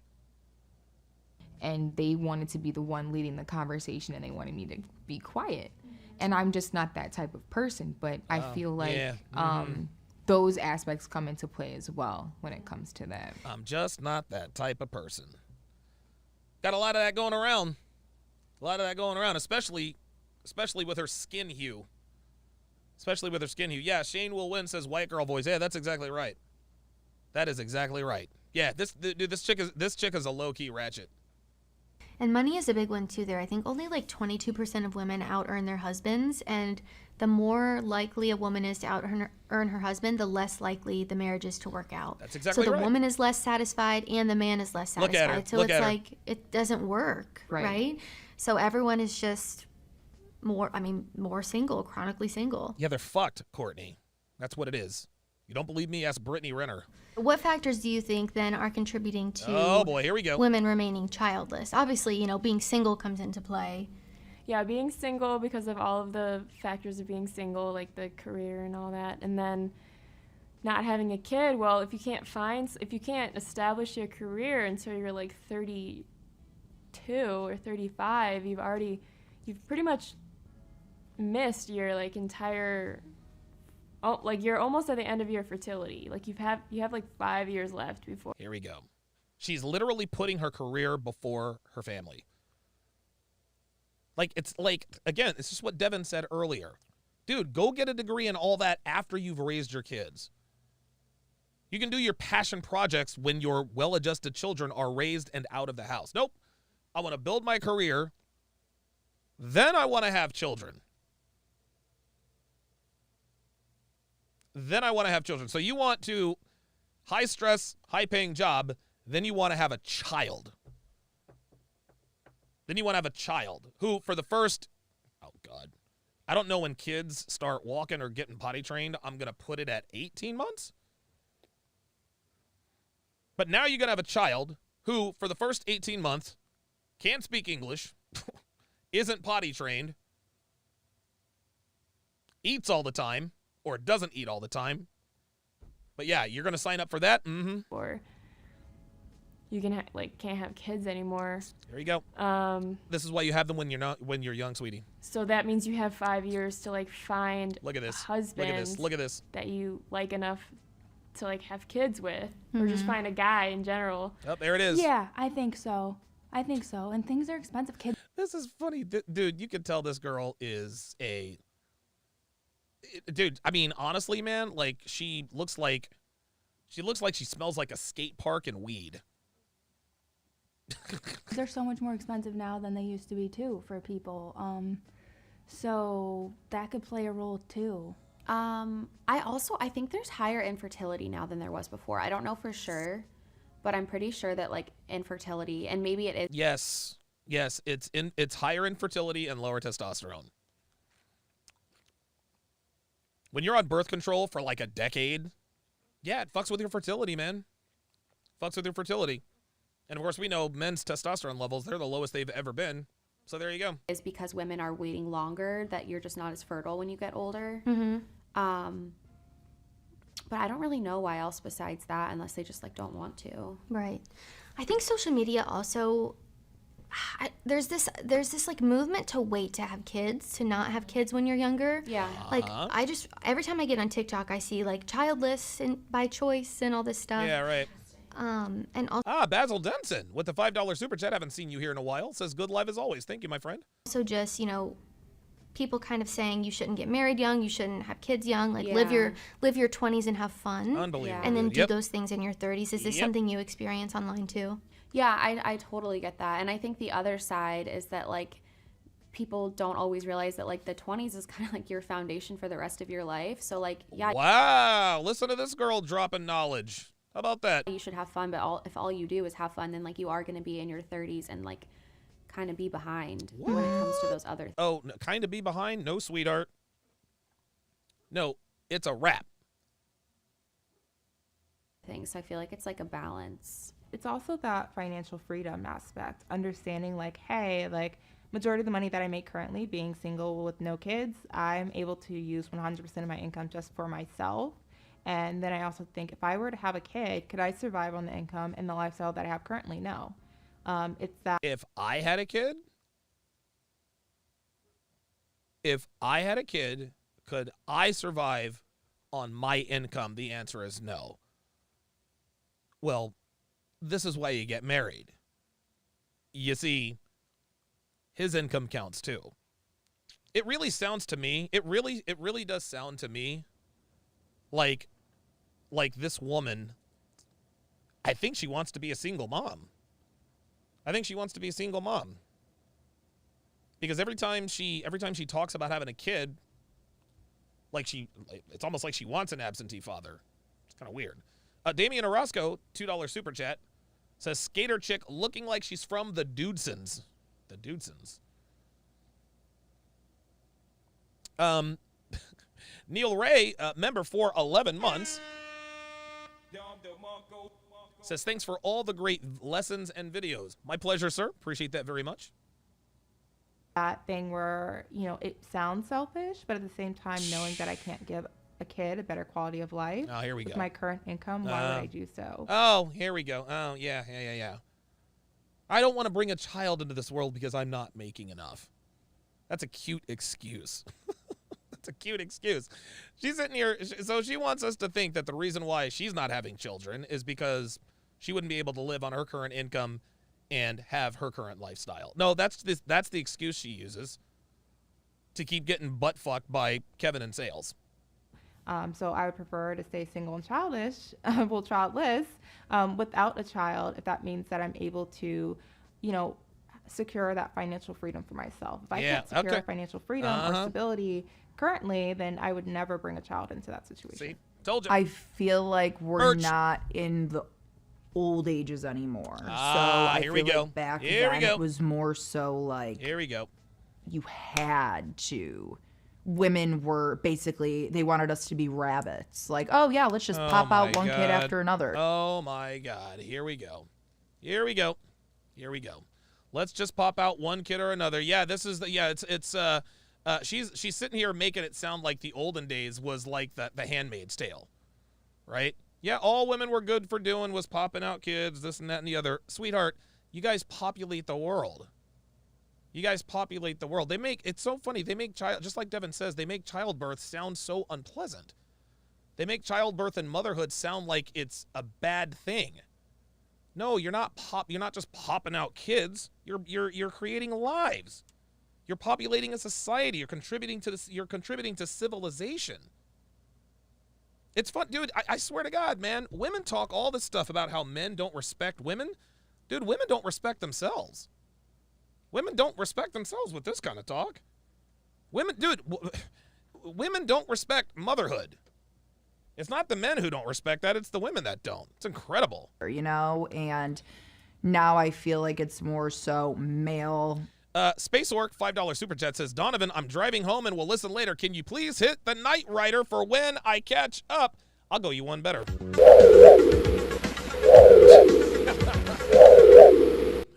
Appreciate the support there, Space Orc. Woman, separate, strong, not really as a whole anymore. Yeah. So we're kind of moving away from the family unit. It's more individual. I feel like women. Oh, there's that tattoo. There's that tattoo. I didn't see that tattoo last time. Are very strong and passionate about being independent. Passionate. And they don't want to rely on a man. They're passionate, don't you know? They're only passionate on Saturdays. That is really just a personal choice. And one, I think it comes from this new, you know, let's work so hard, let's be independent women and travel and not have kids and everything being overpopulated and trying to, you know, protect the world that we have now. So it's not. I think we're a lot more caring. Oh, yeah. Jay Billy says, my sister-in-law just had a kid. It's a fucking miracle. Yeah, it's a cute kid, though. A very, very cute kid. What I'm trying to get at. And we're realizing that the baby boomer generation, you know, we shouldn't just do things of that nature and bring somebody into this world if it's not right or the timing isn't worth it. Black Lemur 2009 says, passionate about being hoes. That they are. Or you're not with the right person, so I think we're being a lot more safe. Do you think there's less of a pressure now to have kids by a certain age? Of course, yeah. Of course I think there's a lot less pressure, but I think regardless, all women sort of feel this biological time clock just kind of ticking. That's because it is the biological time clock. You do want to have a family. Mm-hmm. So it's something to think about because one day, you know, you can't. Yes, so I think that more women are childless because, again, I'm sorry, how would you know?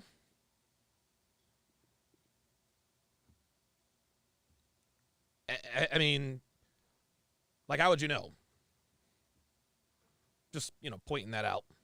We live in a society where it's, you know, women can work and have careers and enjoy their lives and travel. And at the end of the day, a child limits the things that you can do and how often you can do them, unless you're financially secure enough to have someone that can, you know, take care of that child while you're out doing all these different things. But as a woman that has a child, it hurts to be away from your kid for an extended amount of time. So ideally, you know, before I had children or before I had my daughter, I never thought that I would have had her at 23 is when I had my daughter. Oh, boy. And I saw myself, you know, finishing my school and traveling and living more freely without the constraints as many of a obligations child or responsibilities, or attachments to something, because you love your child, you're attached to the child. So I still, now that I have her, I still do these things in my life. Stop the cap. No, you don't. No, you don't. You don't travel. Come on, get out of here. Where are you traveling to? What, Cincinnati? Come on, man. Jay Belay's $2 super chat says, Don, this is literally the movie Click. Yeah, right? Isn't that Adam Sandler? Who is it? Was that Adam Sandler? I think it was. Yeah. But it's definitely limited, and it's harder because I have to make sure that she's taken care of while I'm doing all these things. So, well, yes, sweetheart. She is your daughter after all. I know I'm like going on and on, but freedom at the end of the day, children limit what you can do and how often you do it. Oh boy. And it's a lot to get into that because sometimes women might want children, but they might not be ready for a partner. And your relationship. Wait, what? Did this woman really just sit here and say, women might be ready for children, but not ready for a partner?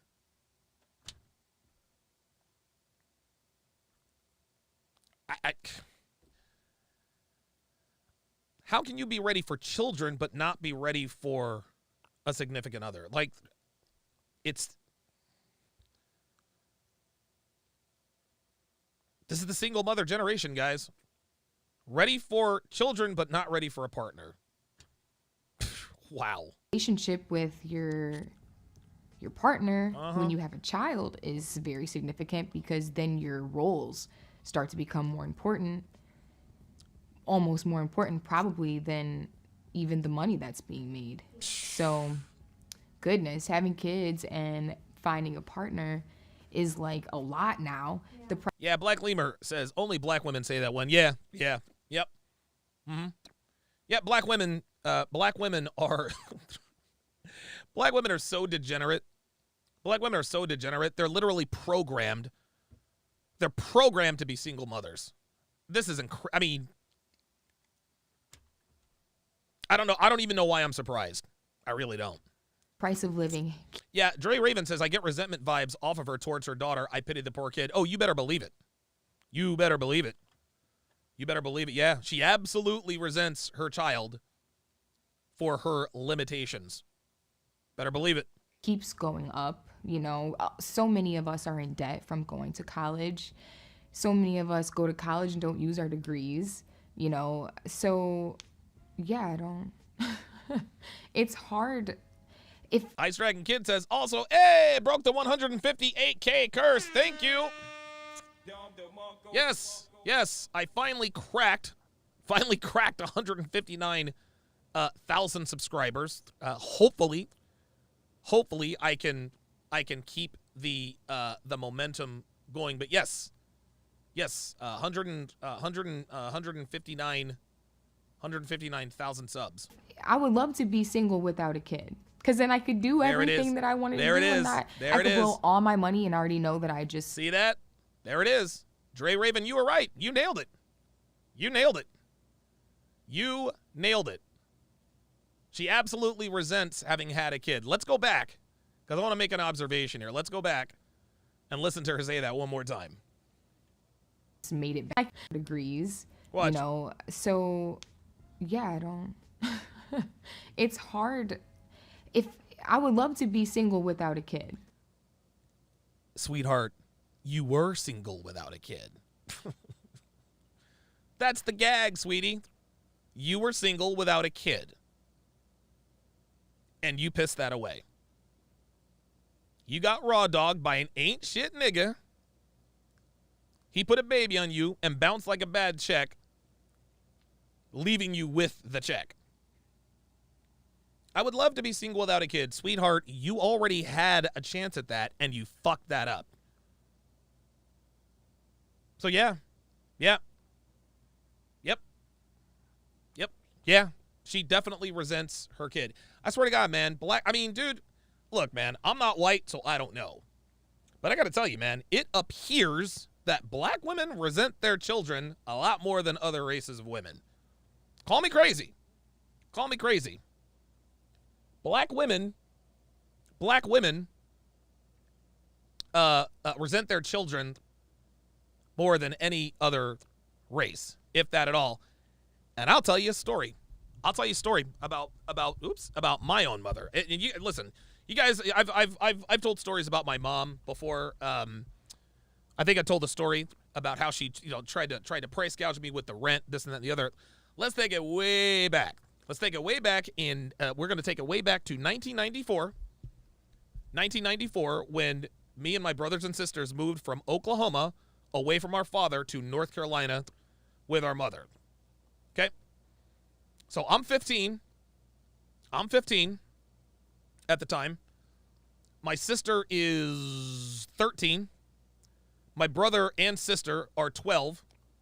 My youngest brother was 9. Oh, no. You know what? I tell a lie. When I was 15, that's when we left Hawaii. That's when we left Hawaii when I was 15. So when we left for Oklahoma, I can't remember if I don't think I had turned 17 yet, but I was 16. My sister was 14. My brother and sister were 13, and my youngest brother was 10 when we moved to North Carolina. When we moved to North Carolina, right? So I graduate from high school. I go to college. I graduate from high school. I go to college, class of 95, all that good stuff. My freshman year in college, my mother, my hand to the fucking man, my mother kicked out my brother and my sister. She kicked them out, sent them to live with my father in Fayetteville. She kicked them out. And the reason she kicked them out is because she said, "You're breaking me down from the inside out." This was her excuse. My mother always swore up and down that she would never, ever separate us. But when push came to shove and she actually had to be a mother and couldn't hack it, then she started kicking us out. So she kicked out my brother and my sister. My youngest brother wanted to be with my middle brother, so he ended up leaving and going there too. So my mother went from having 4 kids in the house to having Dre the Dream says, "Oh no, hope no." Oh no. Wasn't nowhere near the merch, bruh. Wasn't nowhere near Murchison. I know where you're at. Dre. I know where you at. Nowhere near the merch. Nah, you ain't got to worry about that. We're good. We're good on that. Wasn't near the merch. But she kicked out my brother, my sister, and then my youngest brother didn't want to be alone, so he went with my brother and my sister to live with our father, who now lived in Fayetteville. Kicked him out. Then the summer after my freshman year, my mother then kicked me out. Kicked me out of the house. She gave me 2 weeks. She gave me 2 weeks to find an apartment. This is what she did. My mother used to tax us 30% of our money. I had like 3 jobs. When I was not in school, I came home for the summer. When I was working in the summertime, I had 3 jobs. I worked at Blockbuster Video. Hold on. I was a skate guard. I worked at a skating rink as a skate guard. I worked at Blockbuster Video. What else did I do? Well, I forget. I was a skate guard and I worked at Blockbuster Video, and I think I had like a paper route or something like that because I was driving at the time. I had 3 jobs, right? 3 jobs. My sister, I think had started working at Golden Corral as like a summer job, whatever the case may be. Yes, taxing the kids. She used to take 30% of our money post-tax. 30%, guys. So if I brought home a $150 paycheck after taxes, she required us to give her 30% of what we earned. We didn't like that at all, and we were always chirping about it, but what are we going to do? It's our mom. We're teenagers, right? This is our mom. And so my brother and my sister were the most vocal about the dissension, and that ultimately led to them being kicked out. And to this day, dude, I don't think my sister ever forgave my mother. To be honest with you, I don't think my brother has either, but my brother is a little more measured. That's just how he is. This is just how he is. But trust me, that it is never lost on them that she kicked them out. Anyway, so she kicks out my brother and my sister. My other brother follows. So now she's only got one source of income, my sister. Well, when I came home for the summer, now she had another income source, right? Now she had another income source. I was an excellent skater. on rollerblades, guys, I was a wizard on rollerblades. Dude, I could do jumps, stunts, skate backwards, dude, I was awesome. There was a pair of Nike rollerblades that I really wanted. They were called the Air Excel Elites. I'll never forget this. They were called the Air Excel Elites. And I wanted to buy them, right? And again, keep in mind, I managed to finance a car on my own. So I had a car payment that was $211 a month. And then my insurance was like $250 a month because, you know, I'm 18, right? But I wanted a pair of Nike rollerblades. Yeah, I'm a kid. You know what I mean? I'm a kid. And so, this is extra fucked up. You guys aren't gonna believe this. You guys aren't gonna believe this. So what I did is I think I lied to my mom about, I think I told her, I didn't tell her when I got my paycheck or something to that effect. I can't remember. But she found my check stub in her car. She found my check stub. It was a Ford. My mom drove a Ford Aerostar. She drove a Ford Aerostar. In the console, I accidentally put my check stub in the console. She found it, and she says, "What's this?" And I was like, She's like, "Oh, you got paid and didn't tell me?" I said, "Well, no, I was going to tell you." And she says, "Don't give me that bullshit." That's what she said to me. Her next words to me were, "You're out of here." She says, "You are out of here." She says, "I'm giving you 1 month to find a place. Get the fuck out." That's what she told me. That, and then of course the trying to price gouge me when I was at my lowest point, when I actually clawed my way out of that situation and started making money. She tried to exploit me that way. I left there. Yeah. This is why I'm not going to retire my mom.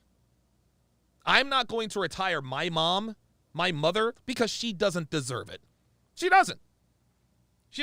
I love my mother. I can't even talk. I love my mother to the moon and back. I really do. She brought me into this world, and I will be forever grateful for whatever night during the holidays that mom and dad got freaky. Right? Like, I'll be forever grateful for her giving me life. But she was a good mom for about the first 12 years of my life. She was a good mom for about the first, and that's probably stretching it. For the first 10 to 12 years of my life, she was actually a good mom. Then she started fucking the dude, the captain in the army, or whatever his rank was, while we were still in Hawaii. That's when she started swearing around us. That's when she started drinking, smoking. It was incredible. Like, she turned from a good mom to just, like, we didn't even recognize her. So again, just to give you the timeline, we're all in Hawaii. We're all in Hawaii. My mom starts fucking somebody at AMR, resulted in 2 abortions. Number 1, we had to change our number twice because they were always fighting and getting back together. My mother made my father move out of the bedroom.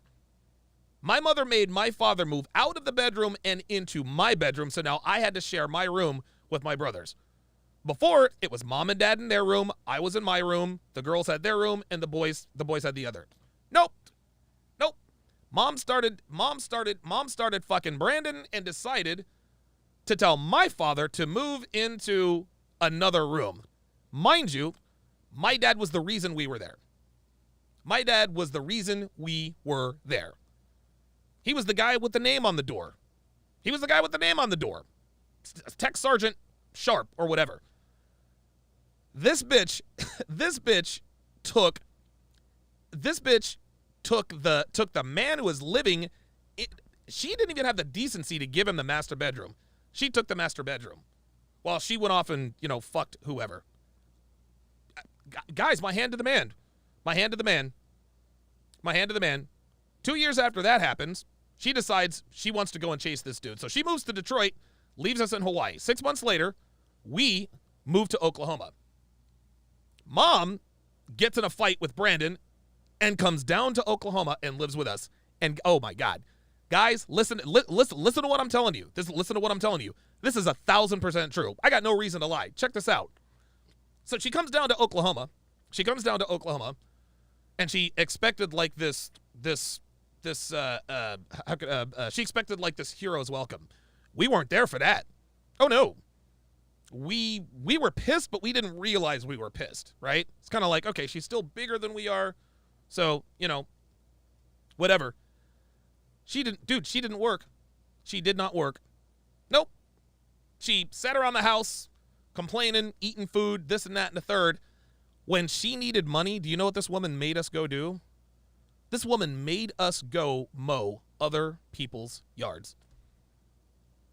She used to make us mow other people's yards. When we lived in Hawaii, we started a mowing business it was called the Cutting Crew, and we lived on Hickam Air Force Base, and we lived in a colony called the Flight Line, and there were 3 streets. There was Mercury, Gemini, and Apollo. Okay, Mercury, Gemini, and Apollo. All right, and there were houses and lawns all up and down. So all we did, we had business cards made. Put them in everybody's mailboxes, dude. We were hardworking kids. So I would have my early morning paper out, like 5 a.m. Then I'd go and sell papers at the BX. Then after we got done selling papers, then we'd go mow lawns. Like we were hustlers. Well, when we moved to Oklahoma, they shipped all of our lawn equipment. We didn't have any reason to use it until my mom got there. She told us, I need money, go mow some lawns. We're like, what? She's like, hey, go mow fucking lawns. I'm your brother, blah, blah, blah, blah, blah. So we'd mow 2 or 3 lawns, 20 or 30 bucks. The very next day, she'd be like, I'm out of money, go mow more lawns. Nobody was telling us yes. And so what I did, I'll never forget this. I'll never forget this. I go 2 doors down. We had already mowed their lawn. I knock on the door. And, really nice lady answers the door. She was, I think, in her 30s, maybe 40s. And I was like, hey, can we mow your lawn? And she's like, well, you mowed my lawn 2 days ago. And I said, look, Darlene, I said, my mom is going to make us walk around asking people to mow lawns until somebody tells us yes. Can you just let me mow your lawn today? Can you just give me $10 today? I'll mow your lawn today. I'll mow it again for free next week. She's like, all right. So I mowed her lawn, basically just, I turned on the lawnmower and whatever, I guess it had grown a millimeter or whatever, took the $10 back to Mom. Mom goes to North Carolina. She sends for us. Fast forward, now she's kicking us all out one by one. She kicks me out because I didn't give her 30% of my 200. Dude, my check was, how much was my check? It was, I think I worked a little bit of overtime, and I was making like $6 an hour, which was actually pretty good for back then. And so I think my check was like $260 or $270 after taxes. And so then Mom kicks us out. Mom kicks us out, right? Or she kicks me out. Interestingly enough, Mom got kicked out of her apartment and had to go live at my apartment when I went back to school.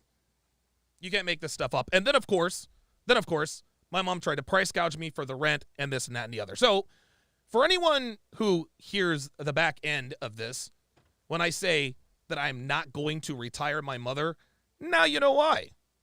I get a lot of hate from black people, black women, dudes over at Nigatube. He has issues with his mom. That's why he likes white girls.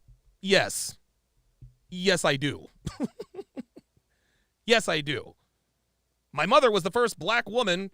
She was the example of a black woman. And from my adolescence all the way into adulthood, I saw a certain pattern of behavior.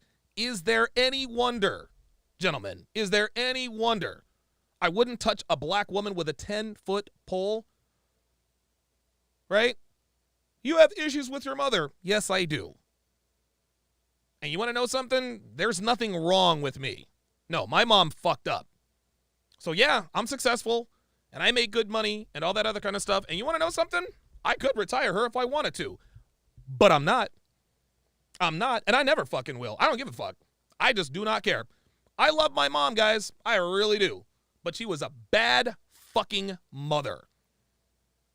She's been a bad mom most of my life. So, do you think I'm going to share the success that I've had with her? Fuck no. I love you, Mom, but I'm going to do it from a distance. Maybe you can talk one of my other siblings into retiring you. But me?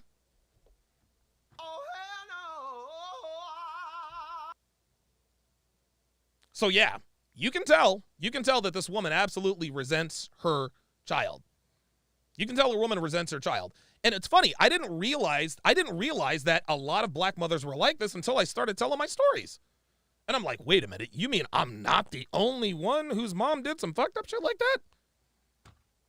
Let's continue. Because then I could do everything that I wanted to do, and I could blow all my money and already know that I just made it back. Yes. But I cannot blow all my money because my daughter depends on me. No, I can't blow all my money because I now have responsibilities. Who knew? And me being financially secure. But if I didn't have a kid, hell yeah, I would be more irresponsible with, the freedoms. Sweetheart, do you hear what this woman is talking about? You hear what this woman is saying? In my life. Hold up. This woman hasn't learned anything. Listen to this. Oops. Hold up. Oops. Damn it. I think you're free. This woman hasn't learned anything. Listen to what this woman says. Listen. But I cannot blow all my money because my daughter depends on me. This is unbelievable. And me being financially secure. But if I didn't have a kid, hell yeah, I would be more irresponsible with, the freedoms in my life. If I didn't have a kid, I'd be more irresponsible with the freedoms in my life. This is exactly what you did. You were single. You were childless. And your irresponsibility led you to have a kid. So what this woman is telling us is that she was destined to be a single mother.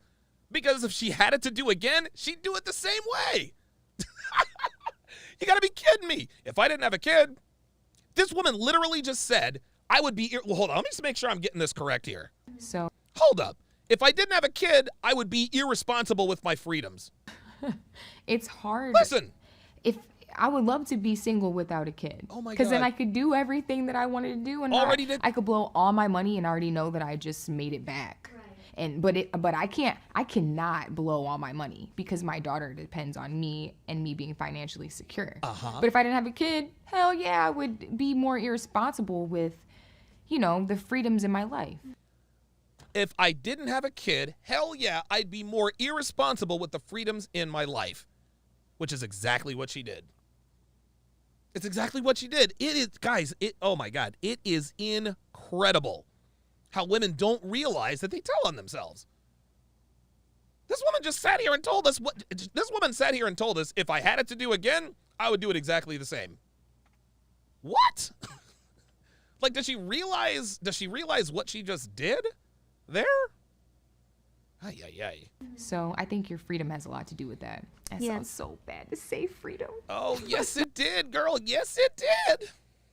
Now she's starting to think, oh, wait a minute, that was fucked up. No, but I mean, it makes sense. And, especially you're a single mom. So it's even harder. And I think people are talking about it a lot more online now, too. Dude, okay, Courtney, this is a slick bitch.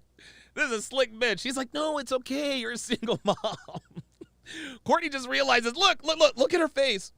Look at her face. She's like, dude, this is not gonna look good at all. Courtney's like, no, it's okay. You're just being honest. Oh my God. Like, these are the realities of having kids. And a lot of people don't feel ready for that. And it's just getting pushed back and pushed back. Women are freezing. Do you see how Courtney diverted that conversation ever so slightly? Courtney's like, here, look, I'm not here to pass judgment. Whatever you do is good with you. That's fine. Her fence straddling here is actually working very good. It's actually working very well in her favor. Their eggs now too. They're getting married later. They're not getting married in their 20s anymore. They're getting married in their 30s. So everything's just, getting pushed back. So it makes sense why 45% of women between ages 25 and 44 are going to be single and childless. There you go. Well, if if the average male at 37 is only making around 50,000 a year, and you are a woman that wants to have multiple children, say I'm 28 and I want to have four to five kids, and my husband only makes 50,000 and I'm only making 30 to 40,000. Oh boy. We can't live the lifestyle that would be ideal. You know, we would be struggling to make ends meet, and, you know, it would be hard to give our children a better life by having more. Like, the more kids you have, the less you take from the one. Yes. So if you're in a situation where you can't afford it. So that's what it is. Like, people can't afford. Well, here's the thing. Fucking is easy. Fucking is easy. It's taking care of the kids. That's the trick. Omega Kong, $2 super chat, says CPS should be at her door right now. Maybe not. Alvin Sam, $2 says Courtney low-key gassing up these 304s. Yo,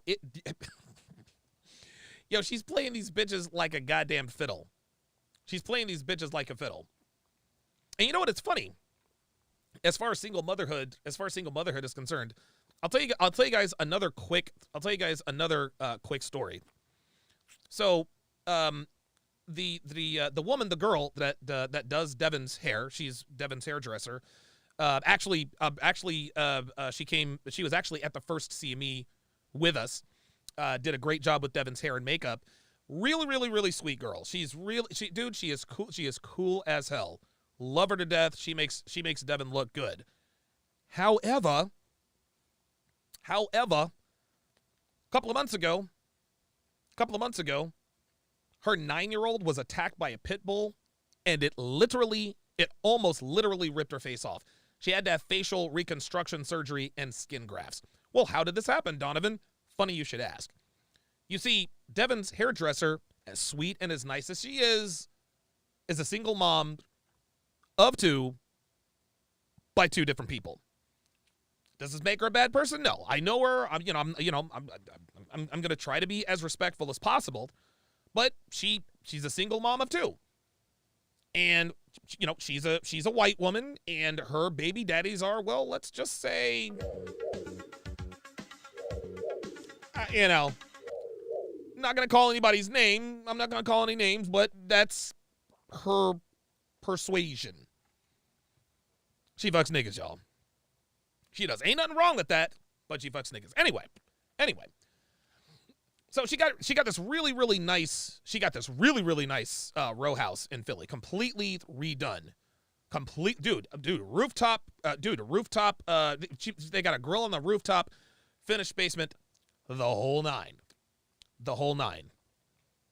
Well, her boyfriend moved in with her. And what was the race of the boyfriend? Well, I don't want to be mean, but I'm just saying. That's her persuasions. Right? Her boyfriend had a pit bull. And this was a large pit bull. Like, it wasn't the normal size. It was a large pit bull. It was a girl pit bull, right? Everything was fine. Then the boyfriend brings over another pit bull into the house without telling her. He just, here's another pit bull. I'm holding it for my cousin or my friend, whatever, right? And so, neither pit bull was fixed. And so they got together, and the pit bull had the puppies. Right. And so puppies are cute, right? And so she goes out and she's walking the boy pit bull, and left the girl pit bull and the puppies with the 9-year-old. Well, with the 9-year-old and then her older daughter. I think she has an older daughter. She's like 15 or 16. Well, 9-year-old girls like puppies. So she wants to play with the puppies, and mom lost it and attacked her. Ripped her face, etc., etc. Right. And so when we found out about it, we actually had Olivia that day. And we're talking about, because Devin hates pit bulls, and I understand why. Our Daisy was attacked by a pit bull when she was not even 2 years old. So I understand Devin's aversion to the pit bulls, right? And so Olivia is like, this is why pit bulls shouldn't be around, da-da-da-da-da-da. I said, Olivia, this is not the pit bull's fault. She says, well, whose fault was it? I said, well, it really wasn't anybody's fault. I said, but here's the problem. I said, we all know, I'll call her Diane. We all love Diane. She's very, very cool. We've actually known her for years. She actually used to live in the same building as we did before we moved out here. Before we moved into this townhouse, we used to live in another apartment building. We were there together. Like, we knew her, she knew us, like she was over at our place and this and that. It was very, very cool. Came to our housewarming when we changed apartments and all that. I said, well, what happened, Olivia, was that Diane doesn't have the same kind of options that one normally would. And she kind of looked confused. She says, well, what does that have to do with, like, pit bulls attacking children? I said, well, Diane has 2 children by 2 different men. And women who have 2 children by 2 different men are not going to have the same options as a woman who has no children. And she's like, okay. And I told her, everybody needs love. People get lonely. And so the men who were available to her were the kinds of men who bring pit bulls into your house. And at that point, you could see the wheels start turning. I said, listen, we all love Diane, and she's very, very cool, but she's got a bunch of tattoos, right? I said, we told you about tattoos. Yeah, listen, Diane has them. We love her, but this is what happens. And plus, she's Caucasian.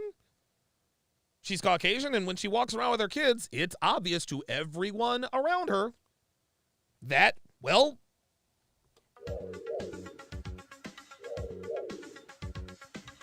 I mean, it is what it is. And I had to be straight up with her. I said, look, you're going to have to understand, Olivia. There's nothing wrong with you. There's nothing wrong with you liking boys outside of your race. She actually had a crush. On a kid. I think his name was Raheem or something like that. Right? I said, there's nothing wrong with that. I said, understand that your decisions will have consequences. Well, Diane's decisions had consequences. And the reason, and this is where the linchpin was. She says, well, why doesn't she just date other types of men? Why doesn't she date businessmen? I said, because, Olivia, businessmen don't want to date women like Diane who have 2 kids by 2 different men of another race who have sleeve tattoos. And that's when you could see the light bulb, ding, oh. So the moral of the story was is your decisions can affect the rest of your life. They can. They can affect the rest of your life, just like it has affected this woman. The difference here is that this woman appears to be on the cusp of blaming her children for her plight in life when her kid didn't ask to be born, much like my mother did with us. It is what it is. That pit bull almost killed Daisy. And Daisy is Daisy's the she's the sweetest dog in the world, man. The sweetest dog in the world. Would not hurt a fly. And she does have a little bit of PTSD in a funny way, because now, since she got attacked by the pit bull, she barks at other dogs on TV. She's as quiet as a mouse most of the time, but when there are dogs on TV, she barks at other dogs on TV. It's hilarious. But yes, to bring it all around full circle, this woman appears to be on the verge of blaming her child for her plight in life. You can already hear it. Afford to have the kids that they have, but then if I wanted to have more kids, I'm going to be more financially barren. So it's like you have to pick one or the other. And that's why I'm comfortable just with my one daughter. I think that I would be able to get more opportunities with one, and I'd be able to give her more opportunities by just having her. So do you think, like, even thinking about yourself, like, did you have a timeline for yourself of, oh, I would like to have kids by 30? Or have you ever thought about that in the past or even now? Yes, of course. Haven't we all? Yes, I have. So you said that in the last video that you wanted to have kids one day. Yeah, I'd love to have kids one day. Do you think that there's a pressure to have kids by a certain age, or do you think that society's kind of letting up on that a little bit? No, I do. That's why I don't think people are having kids as much anymore, because I feel like society doesn't care and it's not as forced anymore. Oh, wow. This woman has hand tattoos. Hand tattoos? Oh, wow. Dude, yo. Hand tattoos, automatic disqualifier. Hand tattoos, neck tattoos, automatic disqualifier. Sorry. Yeah, I was actually my first boyfriend. We were pretty seriously dating, and we had talked about kids at 18. I was ready to pop out so many kids before the age of 25. And what happened? He cheated? He was a real abusive guy. Oh, here we go. So that just, you got to be kidding me. Dude, listen to this woman talk. She just said that her ex-boyfriend was abusive. Let's look at her. Let's listen to this again. Kids at 18. Listen. I was ready to pop out so many kids. I knew this was gonna happen before the age of 25, and he was a real abusive guy. So he is a real abusive guy. Oh, that just wasn't gonna work. Was he really? Let's watch this again with the sound down, and you tell me if she is talking about something she finds unpleasant, like, I don't know, abuse.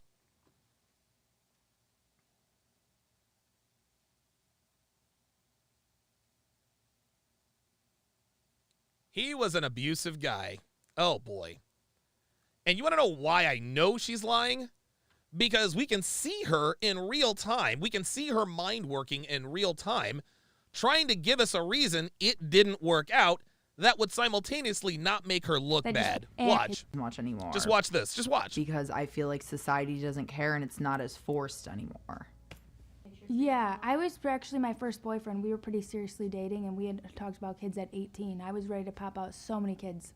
Stop the cap. No, you weren't. You weren't ready to pop out so many kids. Get out of here with that. Now listen. Before the age of 25. Watch. And he was a real abusive. And he was a real abusive guy, let me tell you. No, you were a slut. That's why you're not with him anymore. That's why the relationship ended. Honestly, man. Honestly, one of the 49 laws of Sharpe should be, if she says she was in an abusive relationship, that's why she left. It means she cheated on him. It means she cheated on him. Honestly, I think 9 times out of 10, when a woman says, I'm in an abusive relationship, and says so with a smile on her face, it means she cheated. Because that's the only, saying I was in an abusive relationship, that's the only excuse that can't be challenged. If they say, if a woman says I was in an abusive relationship, you can't challenge that. You can't say, no, you weren't. Or what happened, or da-da-da-da-da. Oh my God, she can't talk about it. Dude, women are now using he was abusive to cover up straight up, you know what? I fucked another dude while I was with him. Give me a break. Guy. So an abusive guy. Unfortunately. And I really cared about him too. But yeah, that was not going to work out. So what are you going to do? Like, yeah, I'm going to marry this guy and he's going to treat the kids the way he treats. Nah, it's not going to work out. Yeah, and then you get stuck in a bad situation. Do you hear these excuses? Like, these aren't excuses, man. Like, these are straight up lies. Like, she's lying. She's not telling the truth. Secondhand truth says, I need $1 for every woman that's been with an abusive guy. Yeah, me too. Listen, I'll split it with you, 50-50. Get the fuck out of here, man. And then it's like, it's going to end up worse. No, the level up man says, I think I was in an abusive relationship translates to, he didn't put up with my nonsense. I disagree. I was in an abusive relationship translates to, I was fucking another guy while I was in a relationship with him. But I don't want to tell you that because I don't want to look like a slut. So I'll give you the one answer that makes me look like an angel while simultaneously making me the victim. even though I was the one that did the victimizing. That's what I think. Worse for the kids and for yourself anyway. So Yeah. what's the point? No. So I, in hindsight, made the right call. Yeah, of course you did. Yeah. But yeah, I had a timeline, and it was so. I think I read a thing. You know, when you were a kid and you did or at a teen sleepover and you did MASH and you did all these things. My friend Marie, same one I referenced in the other video, we did all of that, and we opened up like maybe last year or the year before a thing, and it had all the things we look for in a husband, and mine was like, what did it say? I think I wanted to do all these things by 25 or something. Oh my God, this bitch! Now this bitch is capping out of control. Now there's a backstory. Well, we were at the sleepover, right? I'm gonna prove to you that I've always wanted to be a stay-at-home mom, and I'm gonna prove it to you by telling this bullshit story about how me and my friends at a sleepover. Really? Honestly, dude, really? Really, nigga? Come on, man. Dude, I swear to God, women think that we believe everything they say just because they say it. It's incredible. All right, I think I've done enough here. I'd like to go back and get an update on our poll here. Let's see if the lovely and not so talented Ms. Renner has closed the gap. Nope, doesn't appear that she has. Does not appear that she has. Doesn't appear that she has. Let's take a look at some of the new comments here. Mr. St. Croix says, LMAO at this poll. I get that Brittany is all the terrible things in the book, but it's absolutely absurd to think Pearl would have more options than her. Mr. St. Croix, I didn't ask who will have more dating options. I asked who will have the better dating options. The better dating options. And right now, Pearl's relationship market value is infinitely higher than Brittany's. Brittany has I'll tell you, I'll put it this way. The gap between Brittany and Pearl's sexual market value is about the same as the gap between their relationship market value. Let me repeat that. The gap between Brittany and Pearl's sexual market value is about the same as the gap between Pearl and Brittany's relationship market value. There you go. There it is. So, Mr. St. Croix, we need to read. Erica thinks Brittany Renner will have better options. Guys, what this is proving is that people still don't understand. They still don't get it. They still do not understand that Brittany Renner, like everybody, dude, everyone will say in the comments, dude, Brittany's done. She belongs to the streets. Until I actually do a poll that makes them think, but they still don't think. They still think that Brittany Renner's going to get bailed out. There we are. Freedom from the plantation says, now who the fuck is part of that 14%? Exactly. Brooklyn Saratoga says, of course, my boo Pearl. She's so feminine and nice, even when she's a little upset, and her personality is so sexy. Yeah. Yes. Bobby Gordon says, Donovan Sharpe is the Kristen Cole of YouTube, the Kingmaker. I don't know who Kristen Cole is, but I appreciate that. Thank you very much. Jack Norton says, Brittany will have all the simp followers. Pearly will get the better men. It's quantity. It's quality over quantity. Exactly.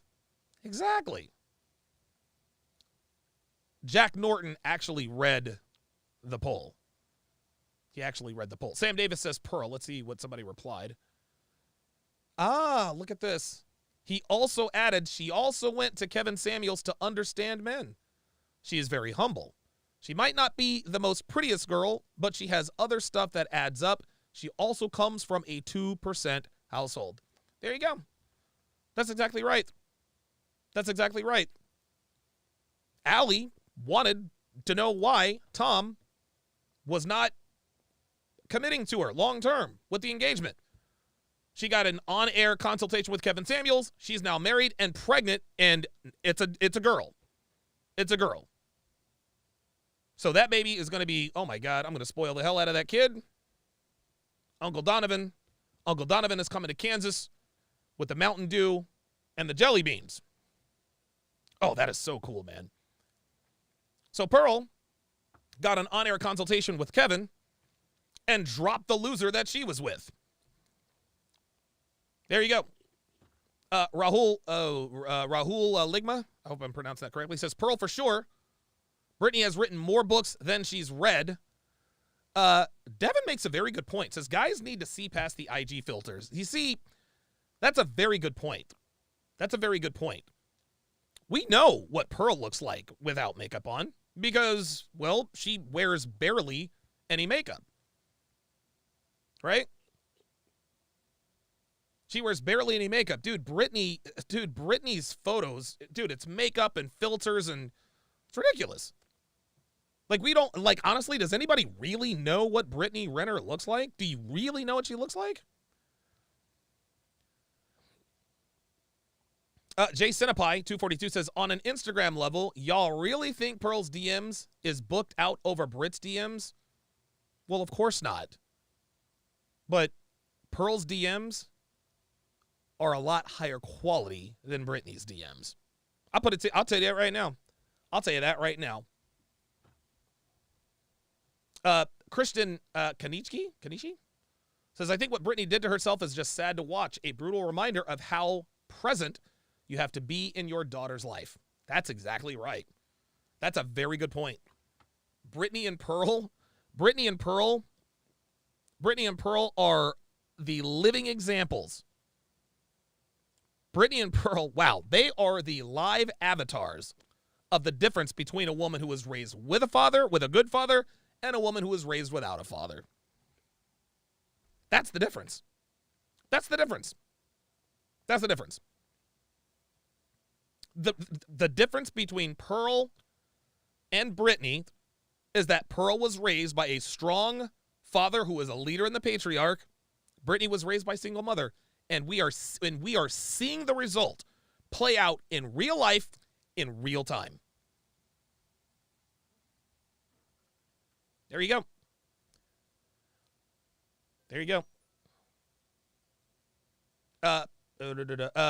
Paragon says Pearl quite literally could be a future president's wife if she works her cards right. She gives me Jackie Kennedy vibes and she carries herself with class. There is no comparison. I agree with that. But I don't think the United States. Listen, the United States was ready for a black president. I don't think we're ready for a black president with a white wife. Why do you say that, Donovan? I think we all know that Pearl, well, I mean, look, Pearl likes the brothers. She likes the brothers, man. She likes brothers. Pearl is 5'11". She's tall. And, listen, there are more tall white men than there are black men, but Pearl has her preferences. She's got her preferences. I ain't mad. Ooh. Whoa. What the hell? Ooh, she does have bad skin. God damn. Hold up, man. Hold the fucking phone. Oh my God.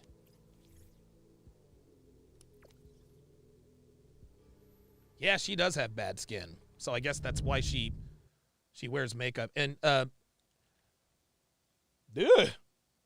think that was the video where she was crying about Kevin. Think this is the video where she was crying about Kevin. Yeah, Brittany is still mildly attractive without makeup. Yeah, I get it.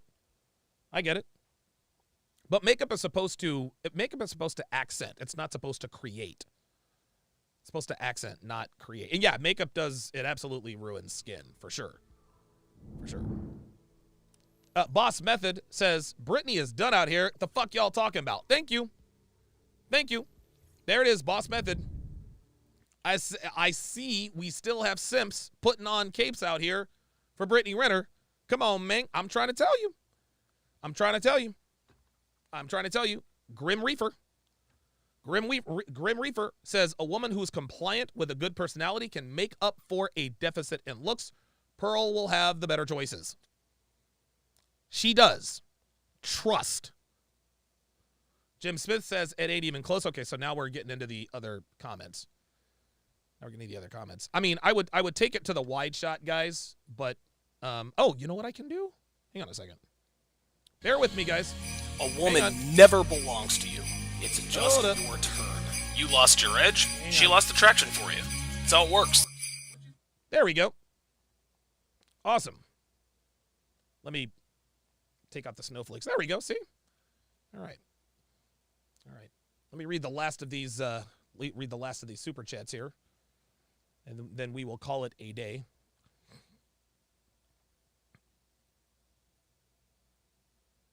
Dung is fun. Oh wait, I'm sorry. Oscar with the 20 SEK says, Donovan, you're hilarious. Keep up the great work. Thank you very much, sir. Appreciate that. Dung is fun. $2 super chat says, I'm a family of 6. You need to budget. My mom did. Yeah. Yep. Agreed. Agreed. Let's see. Blackmail Media, $5 super chat says, she has very bad skin. She is average without it.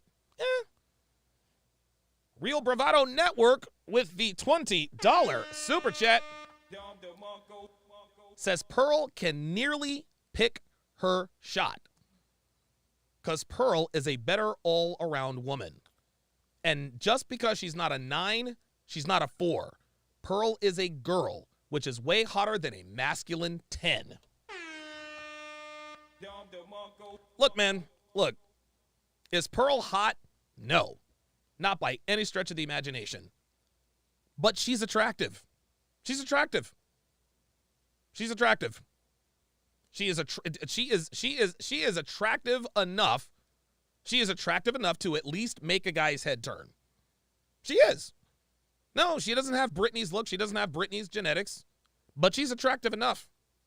I'll tell you that. I'll tell you that. And Pearl is growing her hair out. I don't know if you guys have noticed this, but she is growing out her hair. She's hitting the gym. Pearl is making herself catchable. She's making herself catchable. She is now getting attention. Like I said, she said it herself. She's got dudes. She's got some high status dudes in her DMs. She's got some high status dudes in her DMs. And they're coming correct, y'all. They're coming correct. Dude, they're not sending dick pics. They're not, nope. They know what Pearl's about. They know absolutely what she's about. There you go. Great show today, guys. Great show today. I am told, I heard through the grapevine. Hang on a second. Let me just give me a second. I want to make sure I'm not spilling the beans on anything here. Let me just give me a second, guys. Cuz I think I want to break some news here. Oh, you know what? Actually, I don't think it matters. I don't think it matters. Hang on a second. Just bear with me here, guys. Bear with me here just a second, guys. Hang on a second. Oh, that's why my viewership. Oh, no, that's why my viewership dropped. Fresh and Fit are on. They got 4,000 viewers. Just give me a second, guys. You guys can get right over there. Just give me a sec.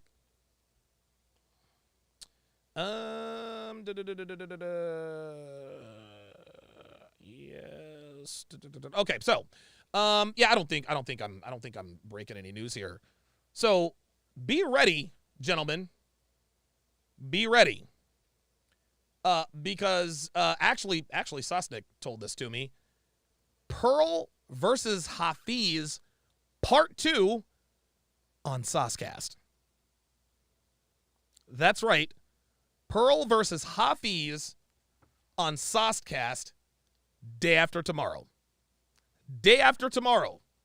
Hafiz and Pearl will be on the Saucecast together. Oh boy. Oh boy. That is going to be a barn burner. That's going to be a barn burner. I cannot wait. I can't wait for that.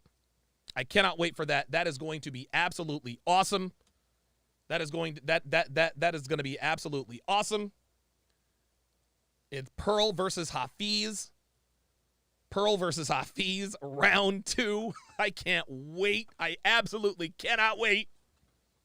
I cannot wait. Jay Blaze says Greg Adams too. I don't know. I don't think so. I think it's gonna be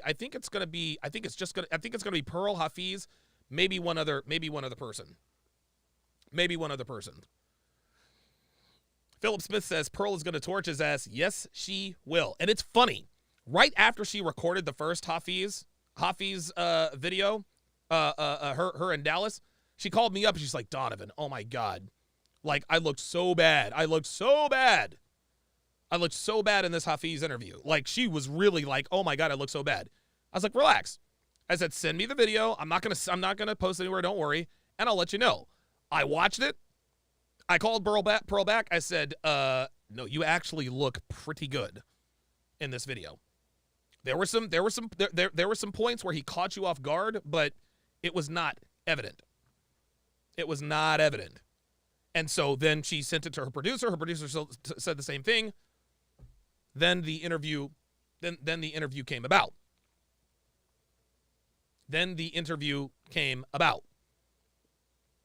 And so Pearl versus Hafiz, round 2 is coming up Friday. I assume it's going to be at 4 o'clock, 4:30. I don't know. Pearl versus Hafiz, round 2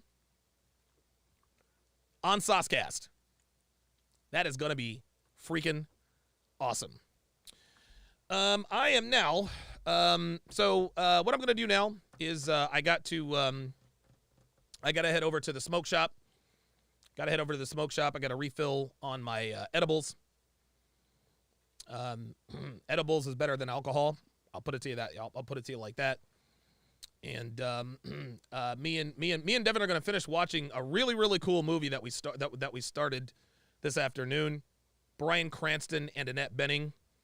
I forget what the movie is called, but it's about a guy who's like a numbers guy, and he retires, but he's not really ready for retirement. He's kind of bored.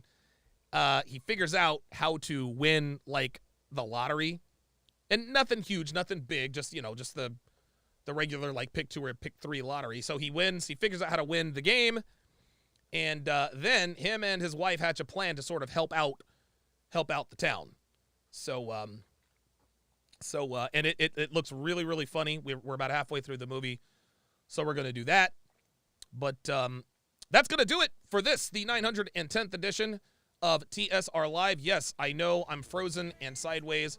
It's all right. I promise you I'm still here.